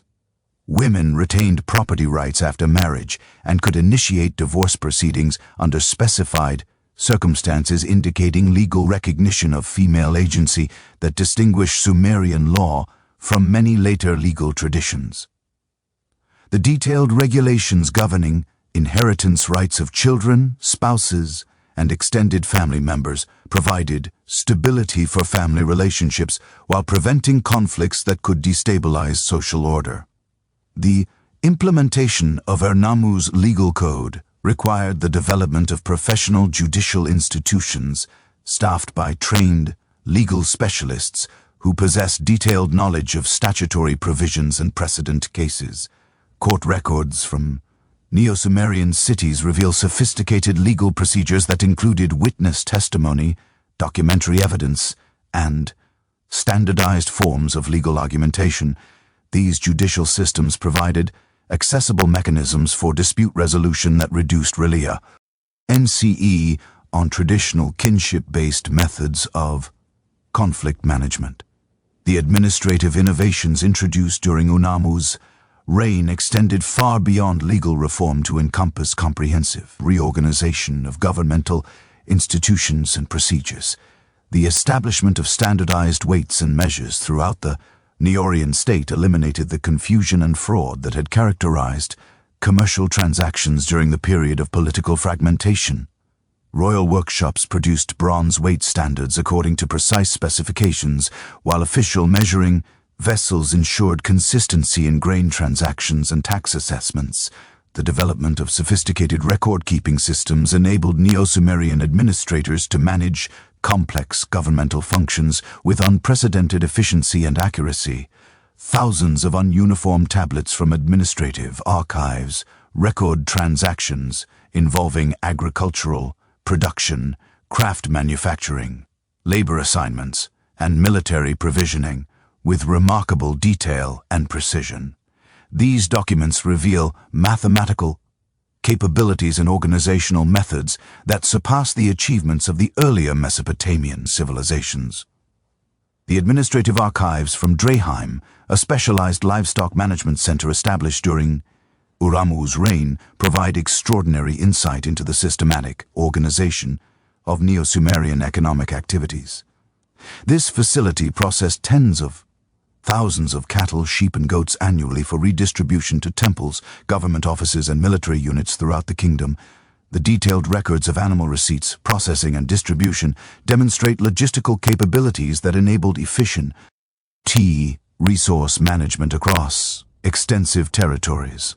The construction projects initiated under Unmu's patronage required coordination of massive labor forces and material resources that tested the limits of Neo-Sumerian administrative capabilities. The Great Ziggurat have begun during his reign and completed under his successor Shuli incorporated approximately 720,000 baked bricks and required the labor of thousands of workers over several construction seasons. The precise planning and execution of such projects demanded sophisticated project management techniques and quality control procedures. The ziggurat's construction revealed advanced understanding of structural engineering principles that enabled the creation of stable multi-story buildings using mud brick construction techniques. The builders incorporated drainage systems within the structure to prevent water damage, while carefully calculated foundation systems distributed the enormous weight of the superstructure across stable soil conditions. The standardization of brick dimensions and construction methods enabled different work crews to contribute compatible components to the overall project. The reign of Shuli, Unamu's son, who ruled from 2094 to 2047 BC, witnessed the full flowering of Neo-Sumerian civilization and the achievement of administrative sophistication that would not be equaled in Mesopotamia for many centuries. Shuli's 47-year reign provided the stability necessary for long-term development projects, while enabling the refinement of governmental institutions and cultural practices that had been established during his father's more turbulent period of initial conquest and consolidation. The military reforms implemented during Shuli's reign transformed the Neo-Sumerian army from a traditional levy-based force into a professional military establishment capable of sustained operations across vast distances. Professional soldiers received standardized equipment and training that enabled tactical coordination between units drawn from different regions, while specialized engineering corps provided siege capabilities and logistical support for extended campaigns. The establishment of permanent garrisons in frontier regions provided early warning of potential threats while maintaining imperial authority in distant territories. The expansion of Neo-Sumerian control during Shuli's reign extended imperial boundaries to their greatest extent, encompassing territories from the Persian Gulf to the Zagros Mountains and from the Syrian desert to the Iranian plateau. This territorial expansion required diplomatic as well as military initiatives, as Shulgi negotiated alliance agreements with local rulers who maintained nominal independence, while acknowledging Neo-Sumerian supremacy. These diplomatic arrangements reduced the military burden of imperial defense, while providing access to regional resources and trade routes. The cultural achievements of Shuli's reign included patronage of literary and scholarly activities that produced some of the finest examples of Sumerian literature. The standardization of scribal education throughout the Neo-Sumerian state created shared cultural standards and literary traditions that unified educated elites across diverse regional populations. Temple schools and palacemes developed curricula that combined traditional Sumerian texts with new compositio. Celebrating contemporary achievements and royal ideology. The Gilgamesh epic, which achieved its classic form during this period, represents the culmination of Mesopotamian literary development and demonstrates the sophisticated narrative techniques and thematic complexity that characterize Neo-Sumerian cultural achievements. The epic's exploration of themes including friendship, mortality, and the relationship between civilization and nature reflected the intellectual sophistication of Neo-Sumerian society, while preserving ancient cultural traditions in forms that would influence literature throughout subsequent history. The administrative systems and cultural achievements that characterize Shuli's reign could not prevent the gradual erosion of Neo-Sumerian power that became increasingly evident during the final decades of the Third Dynasty. Of the enormous territorial extent of the empire strained resources beyond sustainable limits. While the professional military establishment that had enabled territorial expansion consumed ever larger portions of imperial revenue, simultaneously, Amorite nomadic groups from the Syrian desert began infiltrating Mesopotamian territories in increasing numbers, establishing settlements that challenge traditional patterns of urban control over agricultural resources. The Amorites possessed distinct cultural characteristics that distinguish them from both Sumerians and Akkadians, though they readily adopted aspects of Mesopotamian civilization while maintaining their tribal social organization and pastoral economic practices. These Semitic-speaking peoples had been present on the margins of Mesopotamian civilization for centuries, serving as traders, mercenaries, and seasonal laborers who moved between desert camps and urban centers according to economic opportunities and climatic conditions. Their gradual transition from nomadic to settled existence occurred through incremental processes of cultural adaptation rather than sudden conquest or displacement. The weakening of central authority. During the reign of Ibisen, the last king of the Third Dynasty who ruled from 2028 to 2004 BC, created opportunities for ambitious Amorite leaders to establish independent principalities in regions that had previously acknowledged Neo-Sumerian supremacy. Unlike the Gutian invasions that had destroyed the Akkadian Empire through military conquest, the Amorite expansion occurred primarily through peaceful infiltration and gradual assumption of local authority. As imperial control weakened, the city of Babylon emerged as the most successful of these Amorite principalities under the leadership of Sumu-Abum, who established the first dynasty of Babylon around 1894 BC. The strategic location of Babylon on the Euphrates River, approximately 85 kilometers south of modern Baghdad, provided access to both northern and southern Mesopotamian territories, while controlling crucial transportation routes that connected the region with Syria and Anatolia. This geographic advantage enabled the early Babylonian rulers to develop commercial relationships and military alliances that gradually expanded their territorial control. Sumu-Abum's successors systematically expanded Babylonian authority through a combination of military conquest, diplomatic negotiation, and economic pressure that demonstrated sophisticated understanding of the complex politica dynamics that had emerged following the collapse of unified imperial control. Rather than attempting immediate restoration of empire-wide authority, these rulers focused on consolidating control over strategically important territories while building the administrative and military capabilities necessary for eventual broader expansion. The reign of Sin-Muballit, who ruled from 1812 to 1793 BC, marked a crucial phase in Babylonian territorial expansion. Through successful campaigns against rival city-states that had maintained independence since the fall of the Third Dynasty, of his conquest of Sippar provided control over important agricultural territories and trade routes connecting Babylon with northern Mesopotamian cities, while his victories over Ain and Lhasa eliminated the most dangerous competitors for regional supremacy in central and southern Mesopotamia.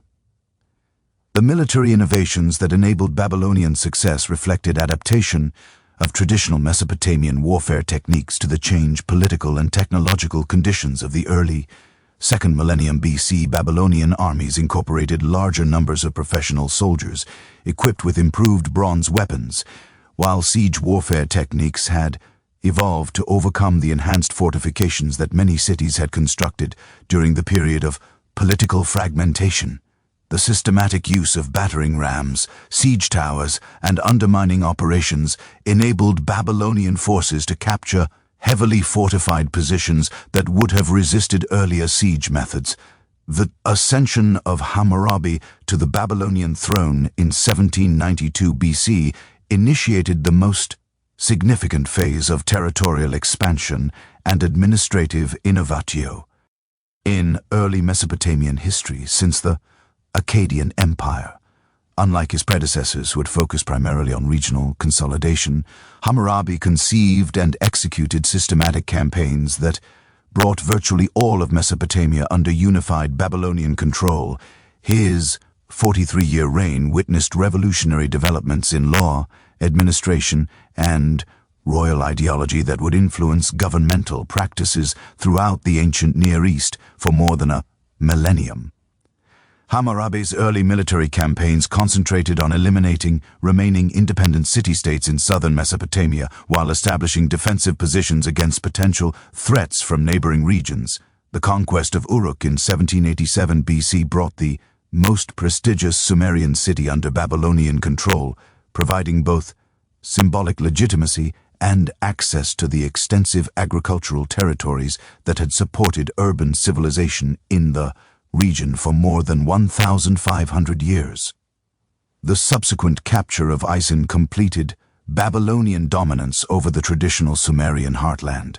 The northern campaigns that brought Assyria under Babylonian control represented Hammurabi's most ambitious military undertaking and demonstrated the sophisticated logistical capabilities that characterized his mature military organization. The siege of Ashur, the ancient Assyrian capital, required coordination of supply lines extending more than 400 kilometers from the Babylonian heartland, while maintaining effective siege operations against one of Mesopotamia's most formidable fortifications. The successful completion of this campaign established Babylonian authority over territories extending from the Persian Gulf to the foothills of Anatolia. Integration of conquered territories into a unified administrative system required institutional innovations that address the cultural and linguistic diversity of populations that had previously maintained distinct governmental traditions. Rather than imposing uniform Babylonian practices throughout the empire, Hammurabi's administration adapted imperial policies to local conditions while maintaining central control over crucial functions, including taxation, military recruitment, and legal adjudication. The famous Code of Hammurabi, promulgated around 1750 BC, represents the most comprehensive and sophisticated legal system produced in the ancient world and established jurisprudential principles that continue to influence modern legal thinking. The Code's 282 laws addressed virtually every aspect of social and economic relationships, providing standardized procedures for resolving disputes while establishing clear penalties for various categories of offenses. Unlike earlier legal codes that had focused primarily on specific types of cases, Hammurabi's legislation attempted to create comprehensive frameworks for legal decision-making that could be applied consistently throughout the diverse territories of the Babylonian Empire. The code's organizational structure reflected sophisticated understanding of legal principles and social relationships that enabled systematic treatment of complex jurisprudential issues. The laws were arranged in logical categories that progressed from general principles governing royal authority and religious obligations to specific regulations addressing commercial transactions, property rights, family relationships, and criminal penalties. This systematic organization enabled legal professionals to locate relevant provisions quickly while ensuring comprehensive coverage of potential dispute categories. The principle of proportional justice that permeates Hammurabi's code established the foundation for legal concepts that would influence jurisprudential development throughout subsequent history. The famous eye for an eye provisions reflected sophisticated understanding of punishment theory that sought to match penalties to offenses while preventing excessive retaliation that could destabilize social order. However, the code's actual application of this principle varied according to the social status of involved parties, with different penalties prescribed for offenses involving nobles, commoners, and slaves. The commercial law sections of Hammurabi's code addressed the complex economic relationships that had developed in Mesopotamian urban civilization, providing legal frameworks for various types of business transactions and commercial disputes.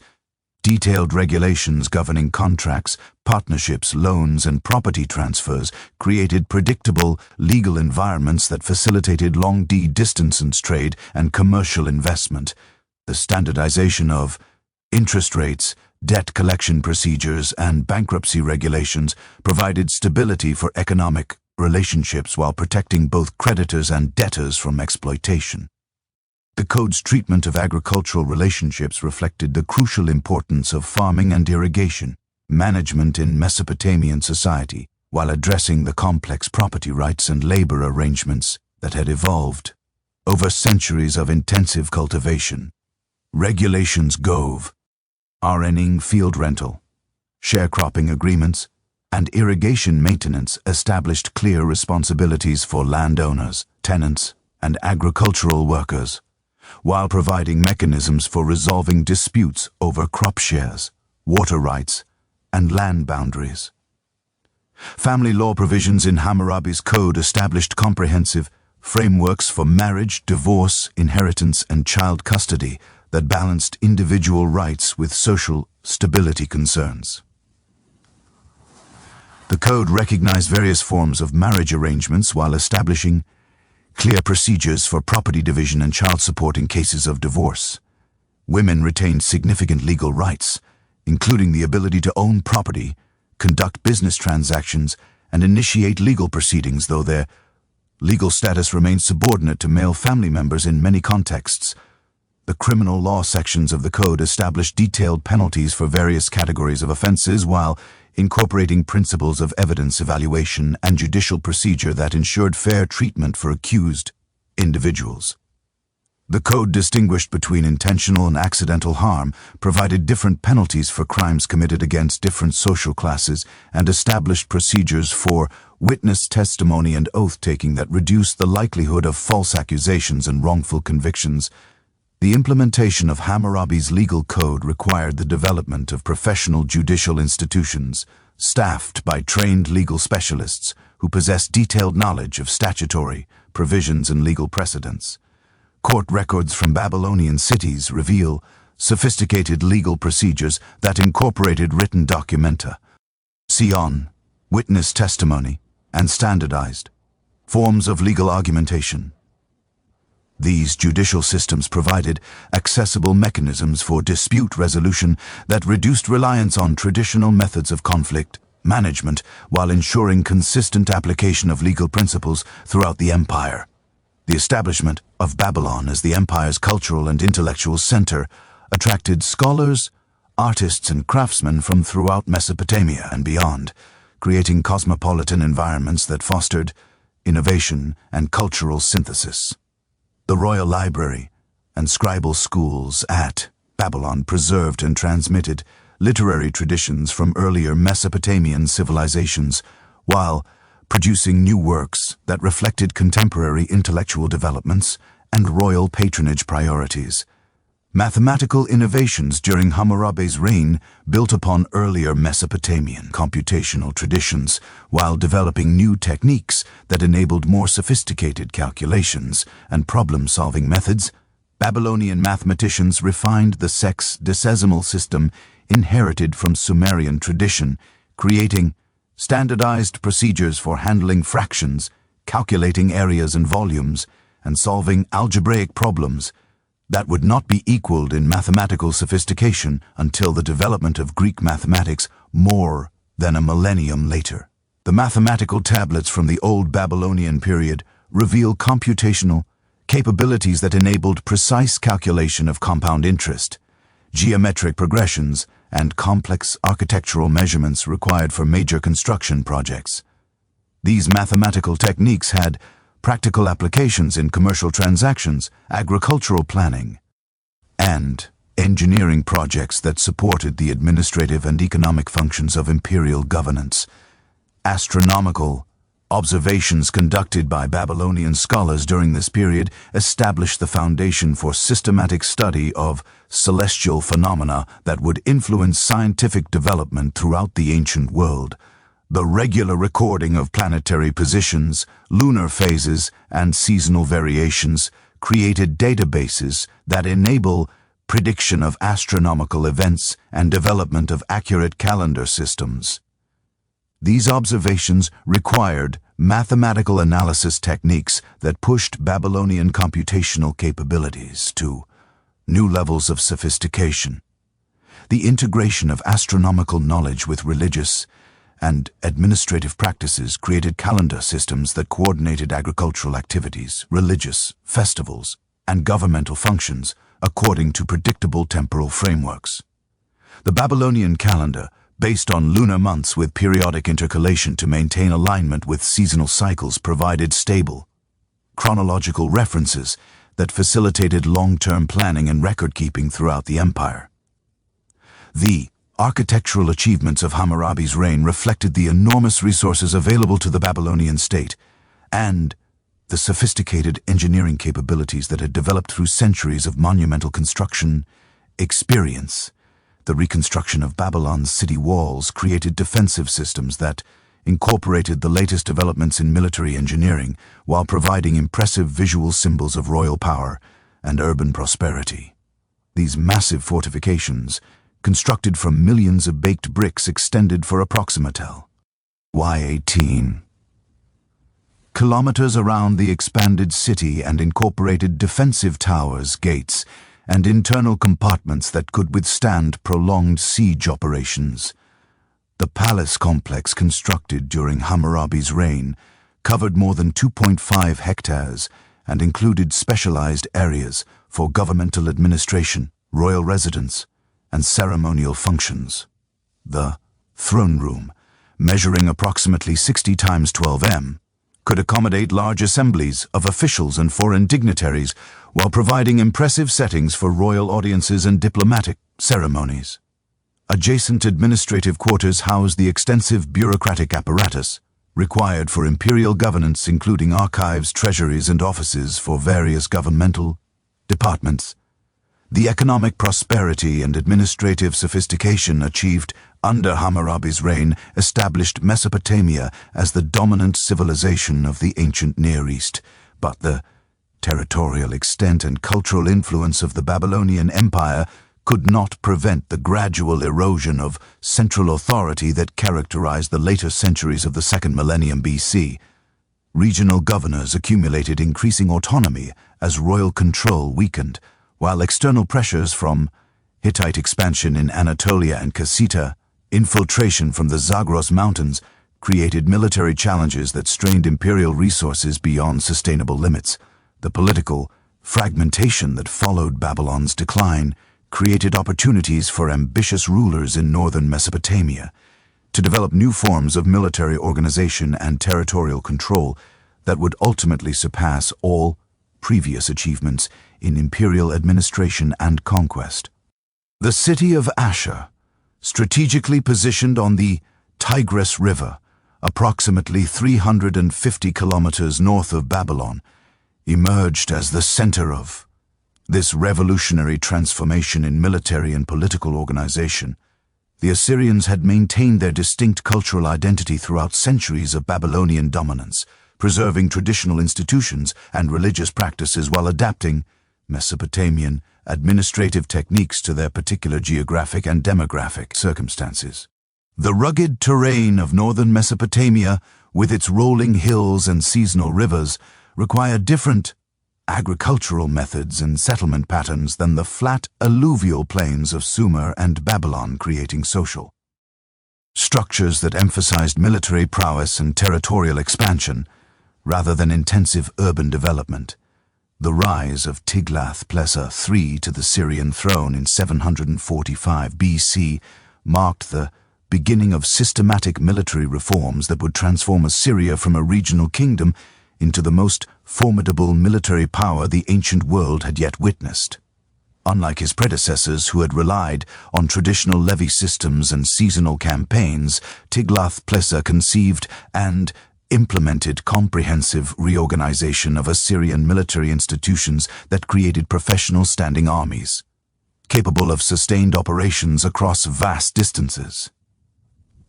His innovations in military technology, tactical doctrine, and logistical support established the foundation for territorial expansion that would bring virtually the entire Near East under Assyrian control. The introduction of iron weapons throughout Assyrian military units represented perhaps the most significant technological advancement in ancient warfare since the development of bronze metallurgy. Iron ore deposits in the Anatolian highlands provided Assyrian craftsmen with access to raw materials that could be processed into weapons and tools with superior hardness and durability compared to bronze implements. The smelting techniques required for iron production demanded higher temperatures and more sophisticated furnace construction than bronze working. But the resulting weapons possessed cutting edges that retained their sharpness longer and could penetrate bronze armor that had previously provided adequate protection. Assyrian metalworkers developed specialized techniques for producing different grades of iron and steel that optimized weapon performance for specific military applications. Sword blades incorporated carbonary steel, edges welded to soft iron cores, creating weapons that combined flexibility with cutting power. Spearheads featured reinforced socket construction that prevented breakage during combat, while arrowheads were mass-produced according to standardized specifications that ensured consistent performance and simplified logistics. The systematic application of iron technology to military equipment provided Assyrian forces with decisive advantages over enemies who continued to rely on bronze weapons and traditional manufacturing methods. The development of sophisticated siege engines under Tiglath-Pileser III revolutionized ancient warfare by enabling systematic reduction of fortified positions that had previously been considered impregnable.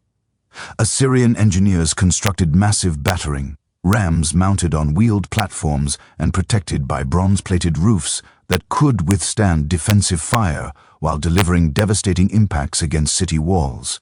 These siege engines incorporated mechanical principles that concentrated enormous force at specific points, enabling breaching of walls constructed from stone or baked brick that could resist traditional assault methods. The famous bronze reliefs from Tiglath-Pileser's palace at Nimrd provide detailed visual documentation of these siege engines in operation, showing crews of soldiers maneuvering the massive devices into position while archers provided covering fire from protected positions. The reliefs reveal sophisticated understanding of mechanical engineering with siege engines featuring adjustable height mechanisms, protective armor plating, and internal compartments for crew protection. The construction of such devices required specialized craftsmen and substantial material resources, but their effectiveness in reducing enemy strongholds justified the investment by dramatically shortening siege operations. Assyrian military engineers also developed innovative techniques for undermining enemy fortifications through systematic excavation of tunnels beneath defensive walls. These operations required precise surveying to ensure tunnels reach their targets while avoiding detection by defenders combined with engineering expertise to support excavations and prevent premature collapse. The undermining process typically concluded with the placement of combustible materials in excavated chambers, creating fires that weakened foundation stones and caused sections of walls to collapse, opening breaches that assault troops could exploit. The organization of Assyrian cavalry units represented another crucial innovation that provided tactical flexibility and striking power unavailable to armies that relied primarily on infantry formations. Unlike earlier Mesopotamian forces that had used horses primarily for pulling chariots, Assyrian military commanders developed techniques for mounted warfare that enabled cavalry units to operate independently as reconnaissance forces, pursuit troops, and mobile strike formations. The breeding programs that produced suitable war horses required substantial investment and specialized knowledge, but the resulting cavalry capabilities proved decisive in numerous campa. IGNs. The Syrian horse breeding operations concentrated on developing animals with the size, strength, and temperament necessary for military service in diverse terrain conditions. Archaeological evidence from Assyrian sites reveals sophisticated understanding of equine genetics and training methods that produced horses superior to those available to most contemporary armies. Royal stud farms maintain detailed records of breeding lines and training procedures, while specialized personnel develop standardized methods for breaking, training, and maintaining military horses throughout their service careers. The tactical deployment of cavalry forces required coordination with infantry and chariot units that maximize the advantages of each military arm, while compensating for their respective limitations. Assyrian battle formations typically positioned cavalry on the flanks of infantry arrays, enabling mounted troops to exploit breakthrough opportunities or respond to enemy flanking movements. The mobility of cavalry units also proved invaluable for maintaining communication between different sections of extended battle lines and for pursuing defeated enemies to prevent their reorganization. The systematic organization of Assyrian chariot forces incorporated technological improvements that enhanced their effectiveness while adapting traditional designs to contemporary battlefield conditions. Assyrian chariots featured reinforced wheel construction with iron-tired rims that provided greater durability and traction, while improved suspension systems reduced crew fatigue during extended operations. The standardization of chariot dimensions and construction methods enabled mass PR adduction techniques that equipped large numbers of units with consistent performance characteristics. Chariot crews received specialized training that emphasized coordination between drivers and warriors while developing tactical procedures for various combat situations. And the integration of chariot forces with infantry and cavalry units required sophisticated command and control systems that could coordinate the movements of different military arms across extended battlefields. Assyrian military manuals preserved on cuneiform form. Tablets provide detailed instructions for chariot tactics, maintenance procedures, and crew training that demonstrate the systematic approach to military organization that characterized Assyrian armed forces. The establishment of professional intelligence networks under Tiglath-Pileser III created information gathering capabilities that provided Assyrian commanders with detailed knowledge of enemy capabilities, territorial resources, and political conditions throughout the Near East. These intelligence operations employed merchants, diplomats, and specialized agents who traveled throughout neighboring regions while collecting information about military preparations, economic conditions, and political developments that could affect Assyrian strategic planning. The intelligence reports preserved in Assyrian royal archives reveal remarkably sophisticated understanding of regional politics and military capabilities that enabled Assyrian rulers to exploit enemy weaknesses while avoiding unnecessary conflicts with powerful opponents. Detailed assessments of enemy troop strengths, fortification systems, and alliance relationships provided the foundation for strategic planning that maximized Assyrian advantages while minimizing risks and resource expenditures. The systematic collection and analysis of intelligence information represented a level of strategic sophistication that would not be equaled in ancient warfare for many centuries. Assyrian intelligence operations also included systematic efforts to destabilize enemy coalitions through diplomatic manipulation and economic pressure that weakened opposition before military campaigns began. These activities involve complex negotiations with local rulers, tribal leaders, and merchant groups that could provide support or neutrality during Assyrian operations. The coordination of military, diplomatic, and economic pressure created multiple leverage points that enabled Assyrian commanders to achieve strategic objectives with reduced reliance on purely military solutions. The reign of Sargon II, who ruled from 722 to 705 BC, witnessed the full implementation of military innovations initiated under Tiglath-Pileser II, while extending Assyrian territorial control to unprecedented limits.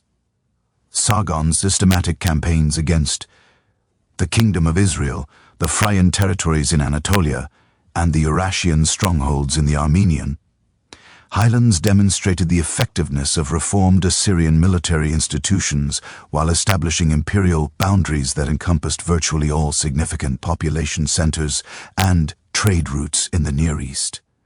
The siege and destruction of Samaria in 722 BC exemplified the devastating effectiveness of Assyrian siege warfare techniques while implementing deportation policies that would become characteristic features of imperial administration. The three-year siege required sustained logistical support for large military forces while coordinating multiple assault methods that eventually overwhelmed the city's defensive systems. The systematic deportation of the Israelite population following the city's capture eliminated potential centers of resistance while providing skilled workers and soldiers for other regions of the empire. Assyrian deportation policies represented sophisticated understanding of population management and social control that addressed the challenges of governing diverse ethnic and cultural groups across vast territorial expanses. Rather than attempting to eliminate conquered populations, Assyrian administrators relocated skilled craftsmen, agricultural workers, and administrative personnel to regions where their expertise could contribute to imperial economic development while removing them from familiar territories where they might organize resistance movements. The establishment of Dur-Sharrukin as Sargon's new capital demonstrated the enormous resources available to Assyrian rulers while showcasing the architectural and engineering capabilities that characterized imperial administration. This planned city, constructed according to systematic urban design principles, covered approximately 3 square kilometers and incorporated specialized districts for governmental functions, military installations, and residential areas. The royal palace complex alone covered more than 10 hectares and included throne rooms, administrative offices, and ceremonial spaces that could accommodate the elaborate court ceremonies that reinforced royal authority. The construction of Dur-Sharrukin required coordination of massive labor forces drawn from throughout the empire, including skilled craftsmen, specialized engineers, and thousands of workers who transported materials and performed construction tasks.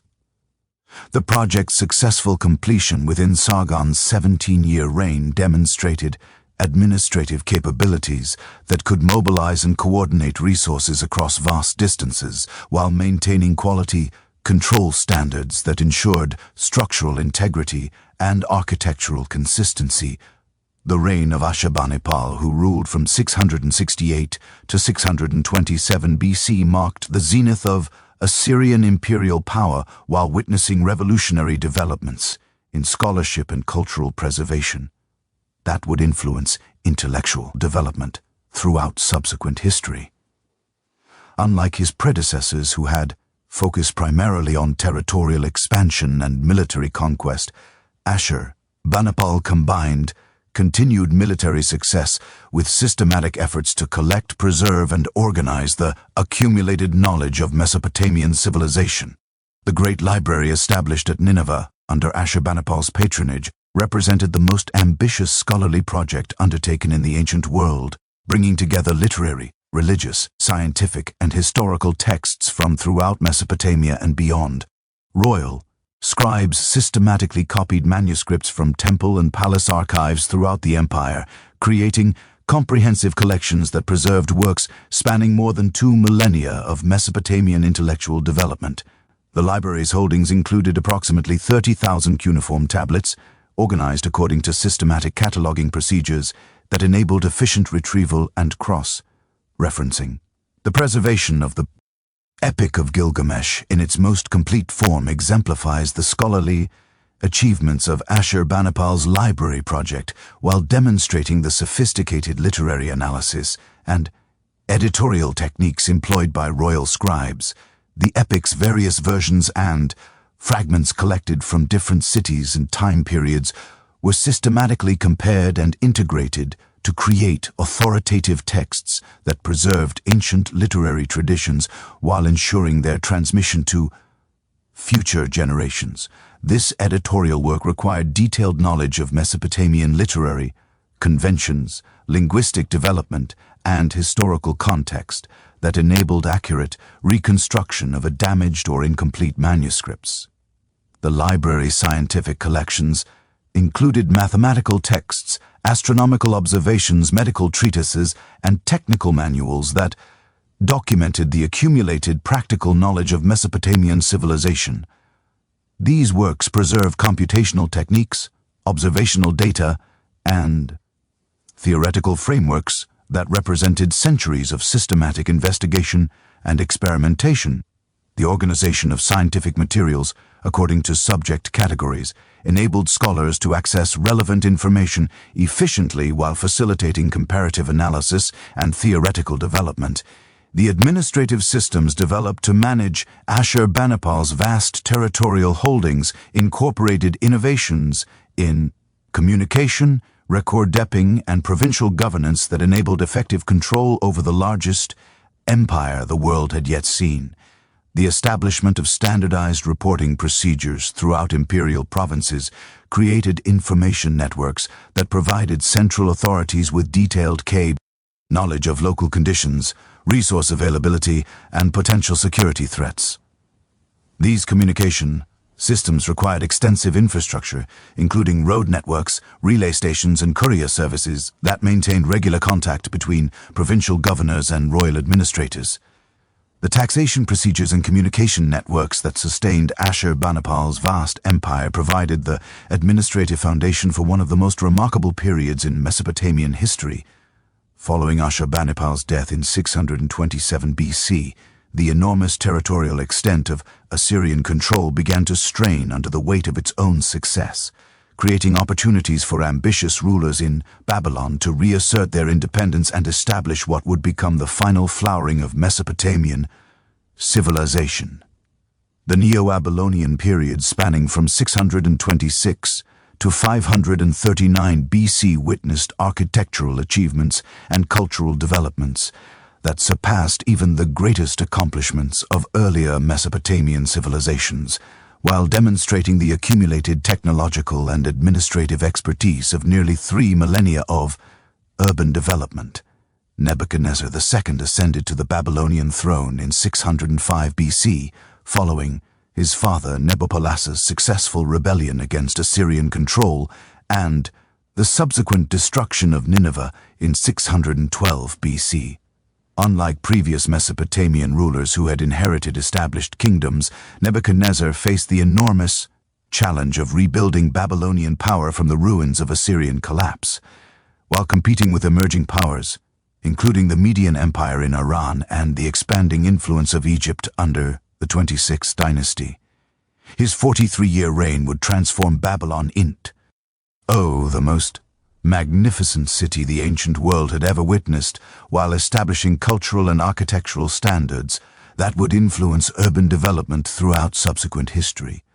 The military campaigns that established Nebuchadnezzar's territorial control required adaptation of traditional Mesopotamian warfare techniques to address the changed strategic environment of the early 6th century BC.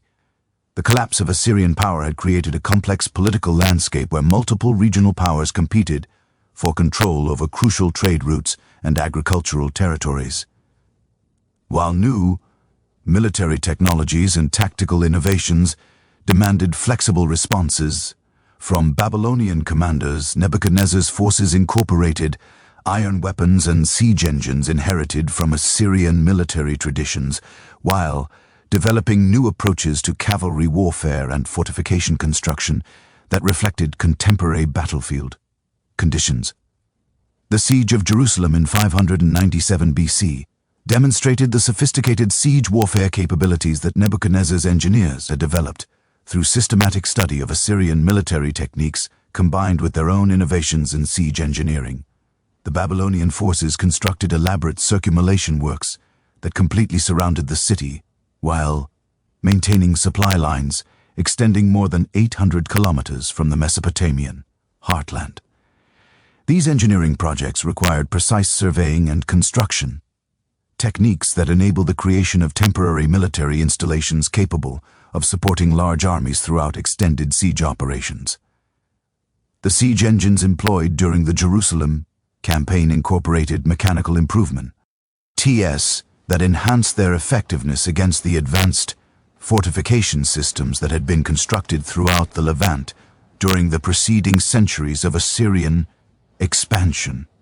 Babylonian battering rams featured reinforced bronze heads mounted on wheeled platforms protected by leather and metal armor that could withstand defensive fire while delivering concentrated force against specific sections of city walls.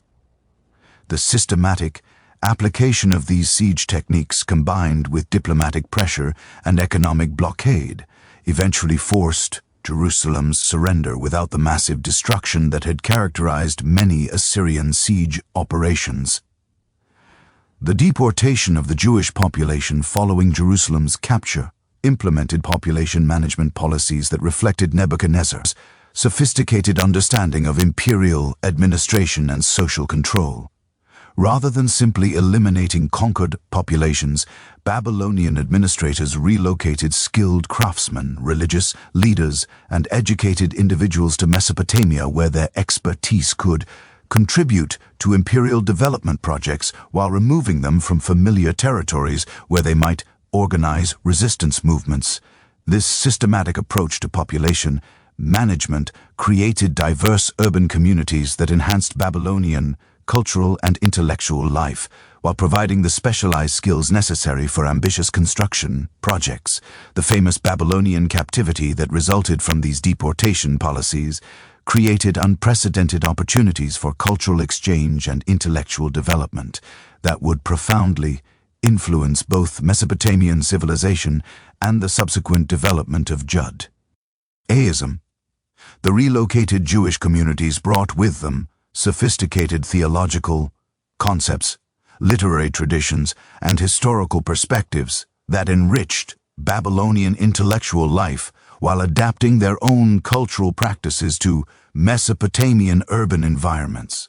The synthesis of Jewish and Babylonian traditions during this period produced religious and philosophical developments that would influence spiritual thinking throughout subsequent history.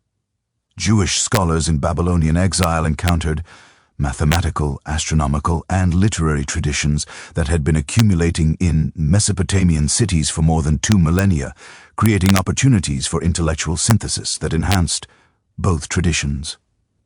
The complex theological questions raised by exile and cultural displacement stimulated sophisticated theological reflection that produced new approaches to understanding divine justice, historical causation, and individual responsibility.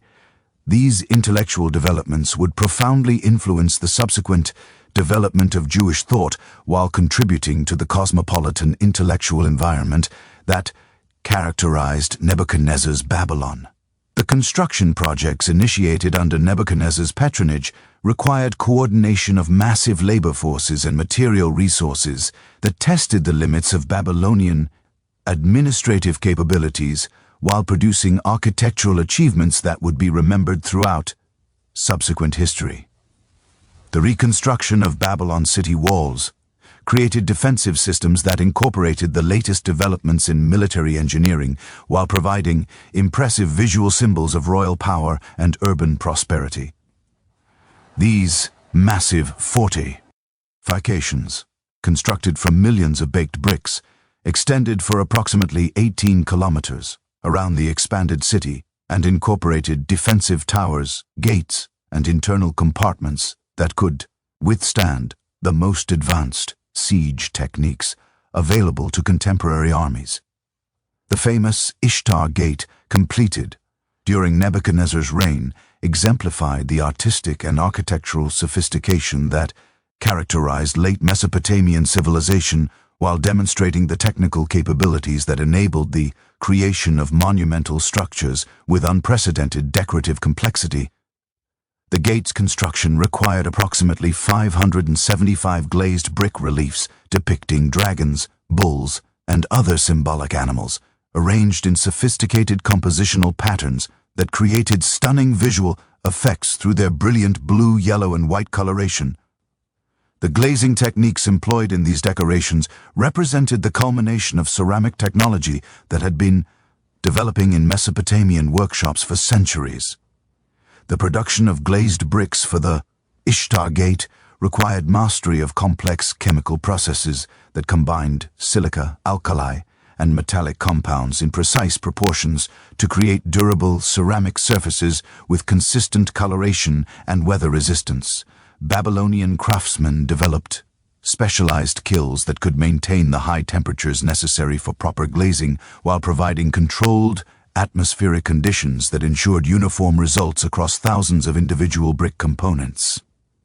The standardization of production techniques enabled the creation of large-scale decorative programs with consistent quality and visual coherence. The processional way that connected the Ishtar Gate to the city's ceremonial center represented one of the most ambitious urban planning projects in ancient history, creating a magnificent boulevard that showcased Babylonian artistic achievements while providing impressive settings for religious festivals and royal ceremonies.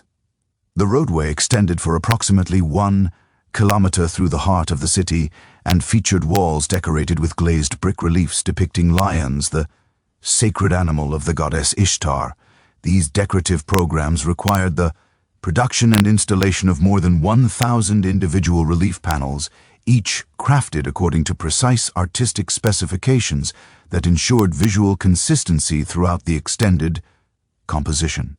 The engineering challenges involved in constructing the processional way required sophisticated understanding of urban drainage, foundation construction, and traffic management that enabled the creation of durable roadways capable of supporting heavy ceremonial processions while maintaining their decorative integrity.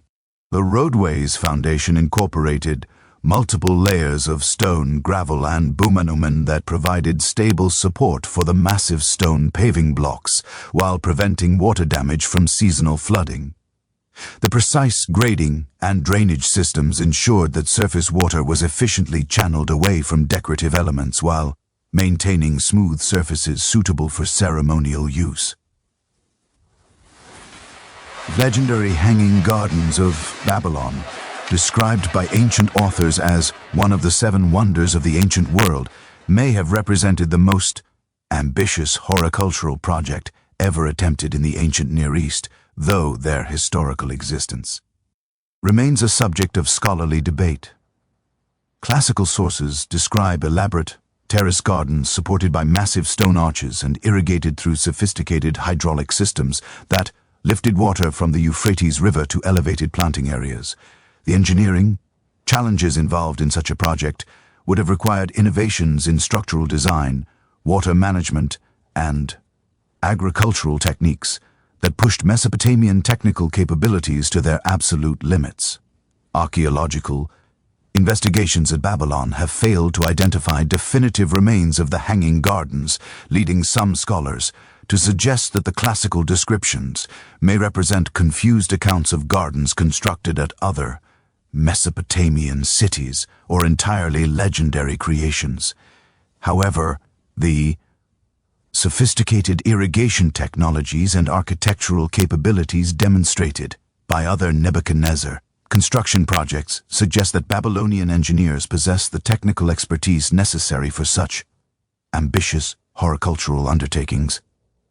The debate over the garden's historical existence reflects the broader challenge of reconciling classical literary sources with archaeological evidence in ancient Near Eastern studies.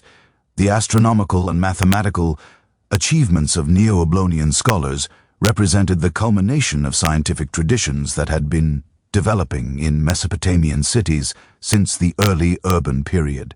Babylonian astronomers developed systematic methods for predicting planetary positions, lunar eclipses, and seasonal variations that enable the creation of accurate ephemeris tables used throughout the ancient world for calendar calculations and agricultural planning. These predictive capabilities required mathematical techniques that incorporated sophisticated understanding of cyclical patterns, numerical relationships, and computational procedures that would influence scientific development for centuries. The development of mathematical astronomy during Nebuchadnezzar's reign built upon earlier Mesopotamian observational traditions while introducing new theoretical frameworks that enabled more precise predictions of celestial phenomena. Babylonian astronomers discovered that Planetary motions could be described through mathematical functions that related position changes to time intervals, creating the foundation for quantitative approaches to astronomical prediction. These mathematical techniques required computational capabilities that pushed Mesopotamian mathematics to new levels of sophistication while establishing methodological precedents that would influence Greek scientific development. The creation of detailed ephemeris tables that predicted lunar positions, planetary conjunctions, and eclipse cycles required systematic observations, extending over multiple decades, combined with mathematical analysis techniques that could identify recurring patterns within complex datasets. Babylonian astronomers maintained detailed observational records that documented celestial phenomena with remarkable precision, creating databases that enabled statistical analysis and pattern recognition. These observational programs required institutional continuity and resource allocation that demonstrated the high value placed on astronomical knowledge by Neo-Babylonian rulers. The practical applications of Babylonian astronomical knowledge extended far beyond academe. I see interest to encompass religious, agricultural, and administrative functions that were essential for effective governance of complex urban societies. Accurate calendar systems enabled coordination of religious festivals, agricultural activities, and administrative procedures according to predictable temporal frameworks that enhance social organization and economic efficiency. The ability to predict eclipses and other unusual celestial events provided religious authorities with powerful tools for maintaining their spiritual authority while demonstrating divine favor for royal policies. The mathematical innovations developed by Neo-Babylonian scholars to support astronomical calculations included advances in numerical computation, geometric analysis, and algebraic problem solving that represented significant theoretical achievements.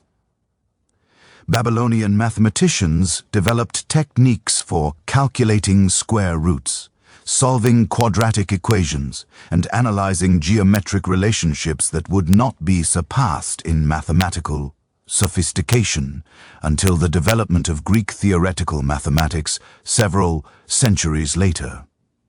These computational capabilities had practical applications in engineering, architecture, and commercial calculations that supported the complex economic and administrative activities of imperial governance. The influence of Neo-Babylonian mathematical and astronomical achievements extended throughout the ancient world through trade relationships, diplomatic contacts, and scholarly exchanges that disseminated Mesopotamian knowledge to Greek, Persian, and other intellectual traditions.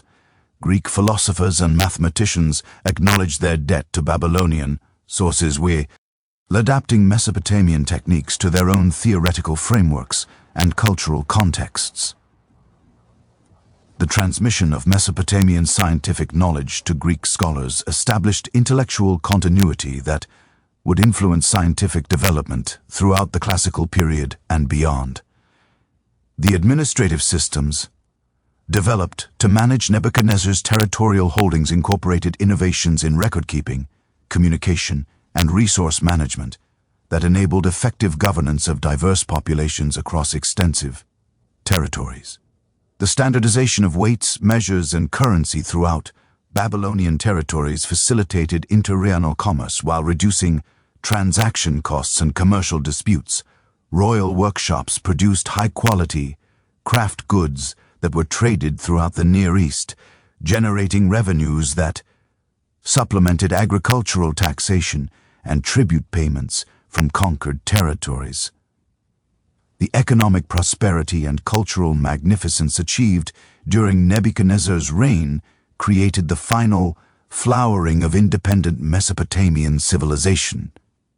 But the enormous resources devoted to monumental construction and urban development could not address the fundamental strategic vulnerabilities that would ultimately enable foreign conquest.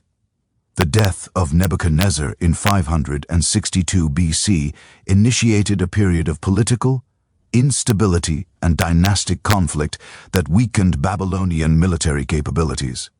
While external threats From the expanding Persian Empire under Cyrus, the Great grew increasingly formidable. The sophisticated administrative systems and cultural achievements that had made Babylon the wonder of the ancient world would prove insufficient to maintain independence against the revolutionary military and political innovations that characterized Persian imperial expansion. The rise of Cyrus the Great to power in Persia, around 559 BC, introduced a fundamentally different approach to imperial organization that combined military effectiveness with administrative flexibility and cultural tolerance. Unlike previous Near Eastern empires that had relied primarily on military coercion and cultural assimilation to maintain control over conquered territories, the Persian system incorporated local traditions and governmental structures while establishing overarching imperial frameworks that coordinated diverse populations and regions. This innovative approach to imperial administration would prove devastatingly effective against traditional Mesopotamian political systems that had been optimized for governing culturally homogeneous urban populations rather than vast multi-ethnic territories. Persian military innovations built upon centuries of nomadic warfare traditions from the Iranian plateau while incorporating the most effective techniques developed by previous Near Eastern civilizations. Persian cavalry units possess superior mobility and tactical flexibility compared to Mesopotamian forces that continue to rely heavily on infantry formations and siege warfare techniques. The Persian military system emphasized rapid deployment, strategic deception, and coordinated attacks by combined arms formations that could exploit enemy weaknesses while avoiding prolonged engagements that favored defensive positions. The famous Persian mounted archers combined the mobility advantages of cavalry warfare with the long-range striking power that had characterized earlier Mesopotamian military innovations. These units could engage enemy formations at distances that prevented effective retaliation while maintaining the tactical flexibility to withdraw rapidly if faced with superior opposition. The systematic training and equipment standardization that characterized Persian military organization enabled these cavalry forces to operate effectively across diverse terrain conditions while maintaining consistent tactical capabilities throughout extended campaigns. Persian siege warfare techniques incorporated innovations developed through systematic study of Assyrian and Babylonian military engineering while adapting these methods to Persian strategic preferences for rapid conquest rather than prolonged investment operations. Persian engineers developed portable siege equipment that could be quickly assembled and deployed against enemy fortifications, enabling faster reduction of defensive positions while minimizing the logistical burden of extended siege operations. The combination of a superior mobility with effective siege capabilities provided Persian commanders with tactical options that previous Near Eastern armies had been unable to achieve. The internal political conflicts that plagued Babylon following Nebuchadnezzar's death created opportunities for Persian intelligence operations and diplomatic manipulation that weakened Babylonian resistance before military campaigns began. Nabonidus, who became king of Babylon in 556 BC, implemented religious policies that alienated traditional Mesopotamian priesthoods while pursuing archaeological and antiquarian interests that diverted resources from military preparation and frontier defense. His extended residence at the oasis city of Timur in northwestern Arabia removed him from direct oversight of Babylonian governmental functions while creating power vacuums that ambitious provincial governors and religious leaders attempted to fill. The religious controversies initiated by Nabonidus centered on his promotion of the moon god Sin at the expense of Marduk, the traditional patron deity of Babylon, whose cult had provided religious legitimacy for Babylonian royal authority throughout the Neo-Babylonian period. This theological innovation challenged fundamental aspects of Mesopotamian religious tradition while undermining the ceremonial relationships between royal authority and divine sanction that had been carefully maintained by previous rulers. The resulting conflicts with Babylonian priesthoods created internal opposition that Persian agents could exploit through diplomatic contacts and financial inducements.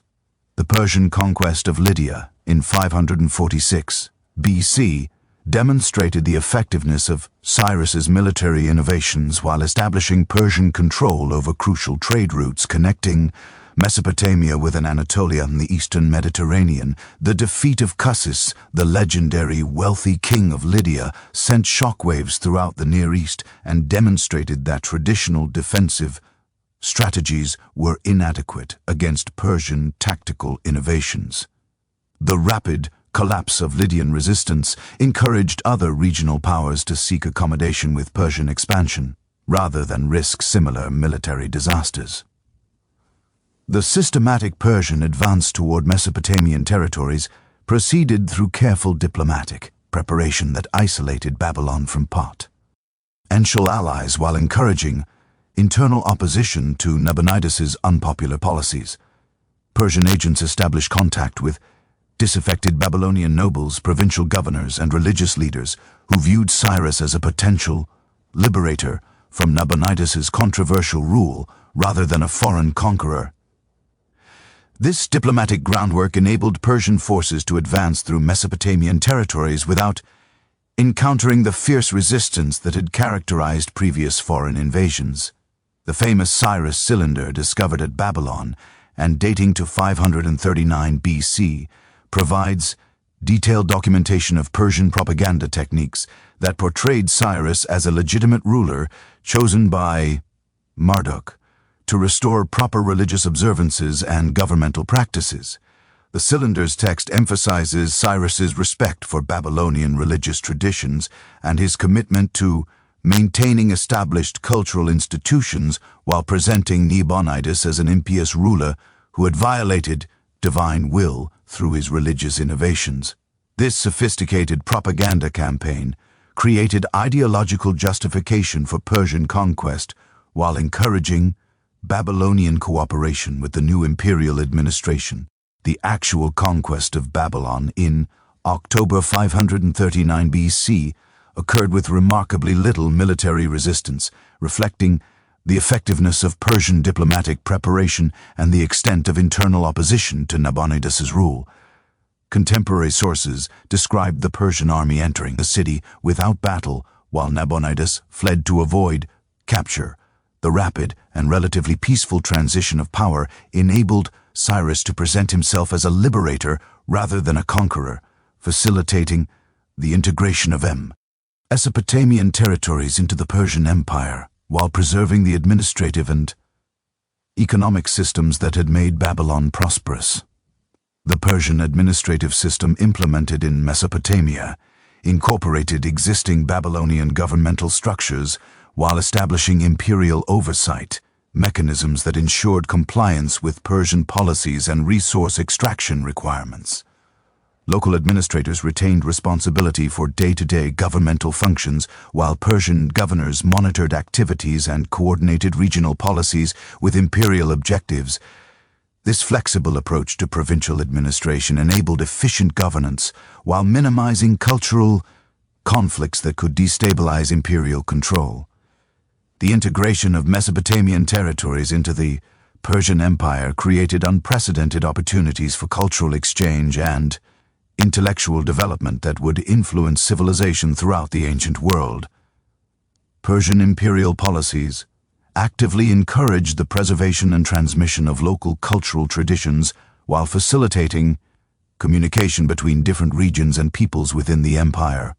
The cosmopolitan environment created by Persian administration enabled scholars, craftsmen, and merchants from diverse backgrounds to interact and exchange knowledge in ways that had been impossible under previous imperial systems.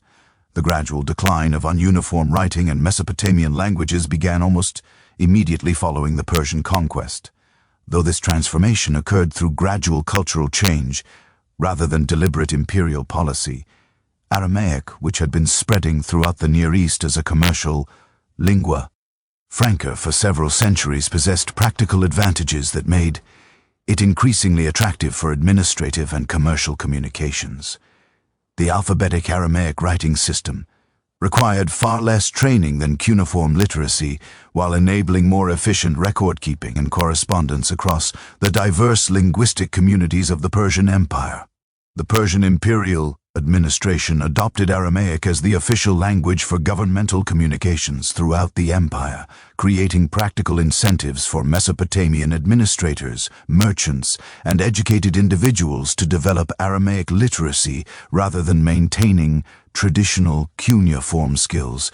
Persian provincial governors communicated with imperial authorities in Aramaic, while commercial documents increasingly employed Aramaic scripts that could be understood by trading partners throughout the empire.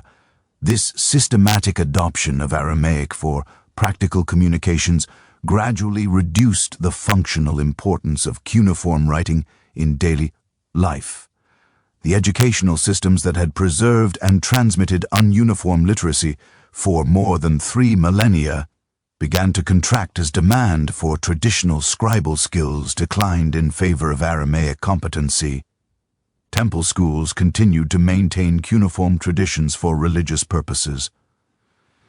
But the career opportunities that had previously motivated young men to invest years in mastering complex cuneiform writing systems were increasingly available to those with Aramaic skills instead. The economic incentives that had sustained counter-education gradually shifted toward alphabetic literacy that provided greater practical utility in the Persian imperial context. The transformation of Mesopotamian linguistic practices occurred over several generations rather than through immediate replacement, creating transitional periods where both uniform and Aramaic systems operated simultaneously within different social and institutional contexts.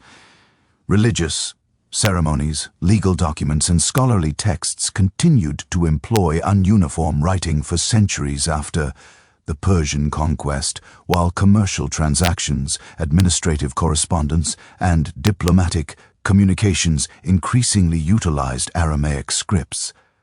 This gradual transition preserved important aspects of Mesopotamian cultural tradition while adapting to changing practical requirements. The preservation and transmission of Mesopotamian knowledge through Persian, Greek, and Islamic scholars ensured that the intellectual achievements of nearly 3 millennia of urban civilization would continue to influence human development long after cuneiform writing had disappeared from daily use. Persian administrators recognized the value of Mesopotamian expertise in mathematics, astronomy, engineering, and medicine, actively supporting the translation of important texts into Aramaic and other languages that could be accessed by scholars throughout the empire. These translation projects preserved crucial knowledge while making it available to new generations of scholars who lacked ununiform literacy. The mathematical traditions developed in Mesopotamian cities provided the foundation for Persian administrative systems that required sophisticated computational capabilities for taxation, resource management, and territorial administration. Babylonian mathematical techniques for calculating areas, volumes, and proportional relationships proved essential for managing the complex economic activities of imperial governance while enabling precise measurement and allocation of resources across vast territories. Persian administrators adopted and adapted these mathematical methods while transmitting them to other regions of the empire where they influenced local computational traditions. Mesopotamian astronomical knowledge proved particularly valuable for Persian imperial administration, which required accurate calendar systems and predictive capabilities for coordinating activities across diverse climatic and cultural regions. Babylonian ephemeris tables that predicted lunar phases, planetary positions, and seasonal variations enabled Persian administrators to maintain consistent chronological frameworks throughout the empire while accommodating local calendar traditions.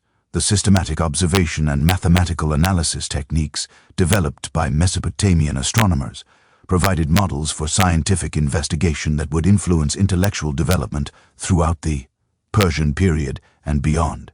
The engineering expertise accumulated through millennia of Mesopotamian urban development proved invaluable for Persian construction projects and infrastructure development throughout the empire. Mesopotamian techniques for irrigation system design, architectural, construction, and urban planning provided technical knowledge that enabled Persian administrators to develop new cities and agricultural territories while maintaining existing urban centers.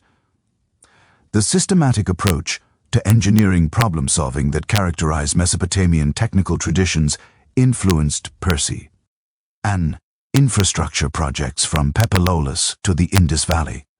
Greek scholars who encountered Mesopotamian intellectual traditions through Persian imperial networks began systematic efforts to understand and adapt these knowledge systems to Greek theoretical frameworks and cultural contexts. The mathematical and astronomical achievements of Babylonian scholars provided crucial foundations for Greek scientific development. While Mesopotamian literary traditions influenced Greek historical writing and philosophical speculation, the transmission of Mesopotamian knowledge to Greek intellectual centers established continuity between ancient, near, and classical Mediterranean civilizations that would prove crucial for preserving ancient achievements. The conquest of the Persian Empire by Alexander the Great in 331 BC created new opportunities for cultural synthesis and knowledge transmission that further disseminated Mesopotamian intellectual achievements throughout the Hellenistic world. Greek scholars working in Alexandria, Antioch, and other Hellenistic centers gained direct access to Mesopotamian texts and traditions while contributing their own theoretical innovations to the accumulated body of ancient knowledge. This intellectual synthesis created new approaches to mathematics, astronomy, and natural philosophy that incorporated the best elements of both traditions. Islamic scholars during the medieval period undertook systematic translation, projects that preserved crucial Mesopotamian texts while adapting ancient knowledge to Islamic intellectual frameworks and practical requirements. The House of Wisdom in Baghdad, established during the 9th century AD, became a major center for translating and studying ancient texts from various traditions, including important Mesopotamian works on mathematics, astronomy, and medicine. These translation efforts ensured that key aspects of Mesopotamian intellectual achievement would continue to influence human development throughout the Islamic period and beyond. The lasting legacy of Mesopotamian civilization in law, government, literature, science, and religion continues to influence modern society through multiple transmission pathways that connect contemporary institutions and practices to ancient precedents. The legal principles established in early Mesopotamian law codes provided foundational concepts for jurist credential development throughout subsequent history. While governmental institutions first developed in Mesopotamian city-states established precedents for administrative organization and political authority that continue to influence modern governmental systems. The literary achievements of Mesopotamian civilization, particularly the Epic of Gilgamesh and other narrative traditions, established fundamental themes and storytelling techniques that continue to influence world literature.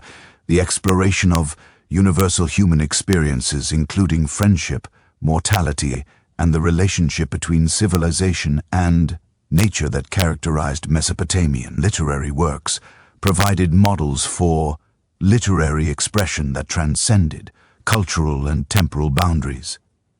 Modern readers continue to find relevance and meaning in these ancient narratives, demonstrating the enduring power of Mesopotamian literary achievement. The scientific methods and observational techniques developed by Mesopotamian scholars established precedents for systematic investigation and mathematical analysis that provided crucial foundations for subsequent scientific development.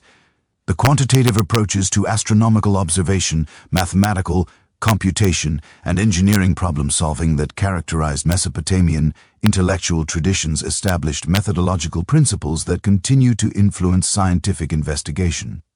Modern mathematics, astronomy, and engineering retain fundamental concepts and techniques that can be traced directly to Mesopotamian origins.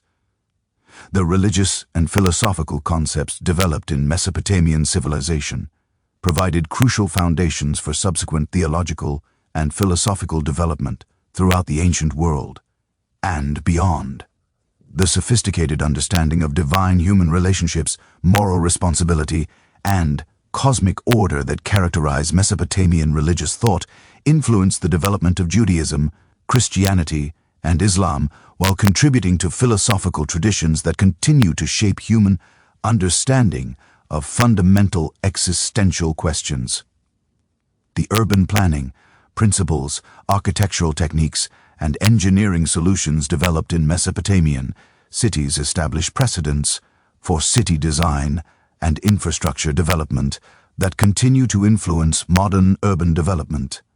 The systematic approaches to water management, transportation networks, and public space organization that characterized Mesopotamian urban planning provided models that have been adapted and refined throughout subsequent history while remaining fundamentally relevant to contemporary challenges of urban development and resource management. Thus, the Persian conquest of Babylon in 539 BC marked not the destruction of Mesopotamian civilization, but rather its transformation and integration into broader patterns of cultural development that would carry its achievements throughout the ancient world and beyond. The sophisticated governmental institutions, technological innovations, intellectual achievements, and cultural traditions that had developed over nearly 3 millennia of Mesopotamian urban civilization provided crucial foundations for subsequent human development while establishing precedents and principles that continue to influence modern society.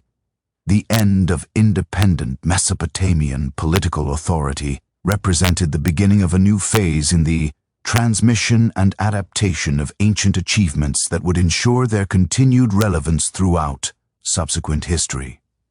The cuneiform tablets that lay buried in the ruins of ancient cities would eventually be rediscovered by modern archaeologists, providing direct access to the voices and experiences of humanity's first urban civilizations. Through these remarkable documents, modern scholars have gained unprecedented insight into the daily lives, governmental institutions, economic systems, and intellectual achievements of the peoples who created the foundations of civilized life. The legacy of Mesopotamia thus extends far beyond its historical influence to provide contemporary humanity with direct connection to its earliest urban ancestors and their remarkable achievements in transforming human society from nomadic bands to complex civilizations that establish the patterns of organized life that continue to shape our world today.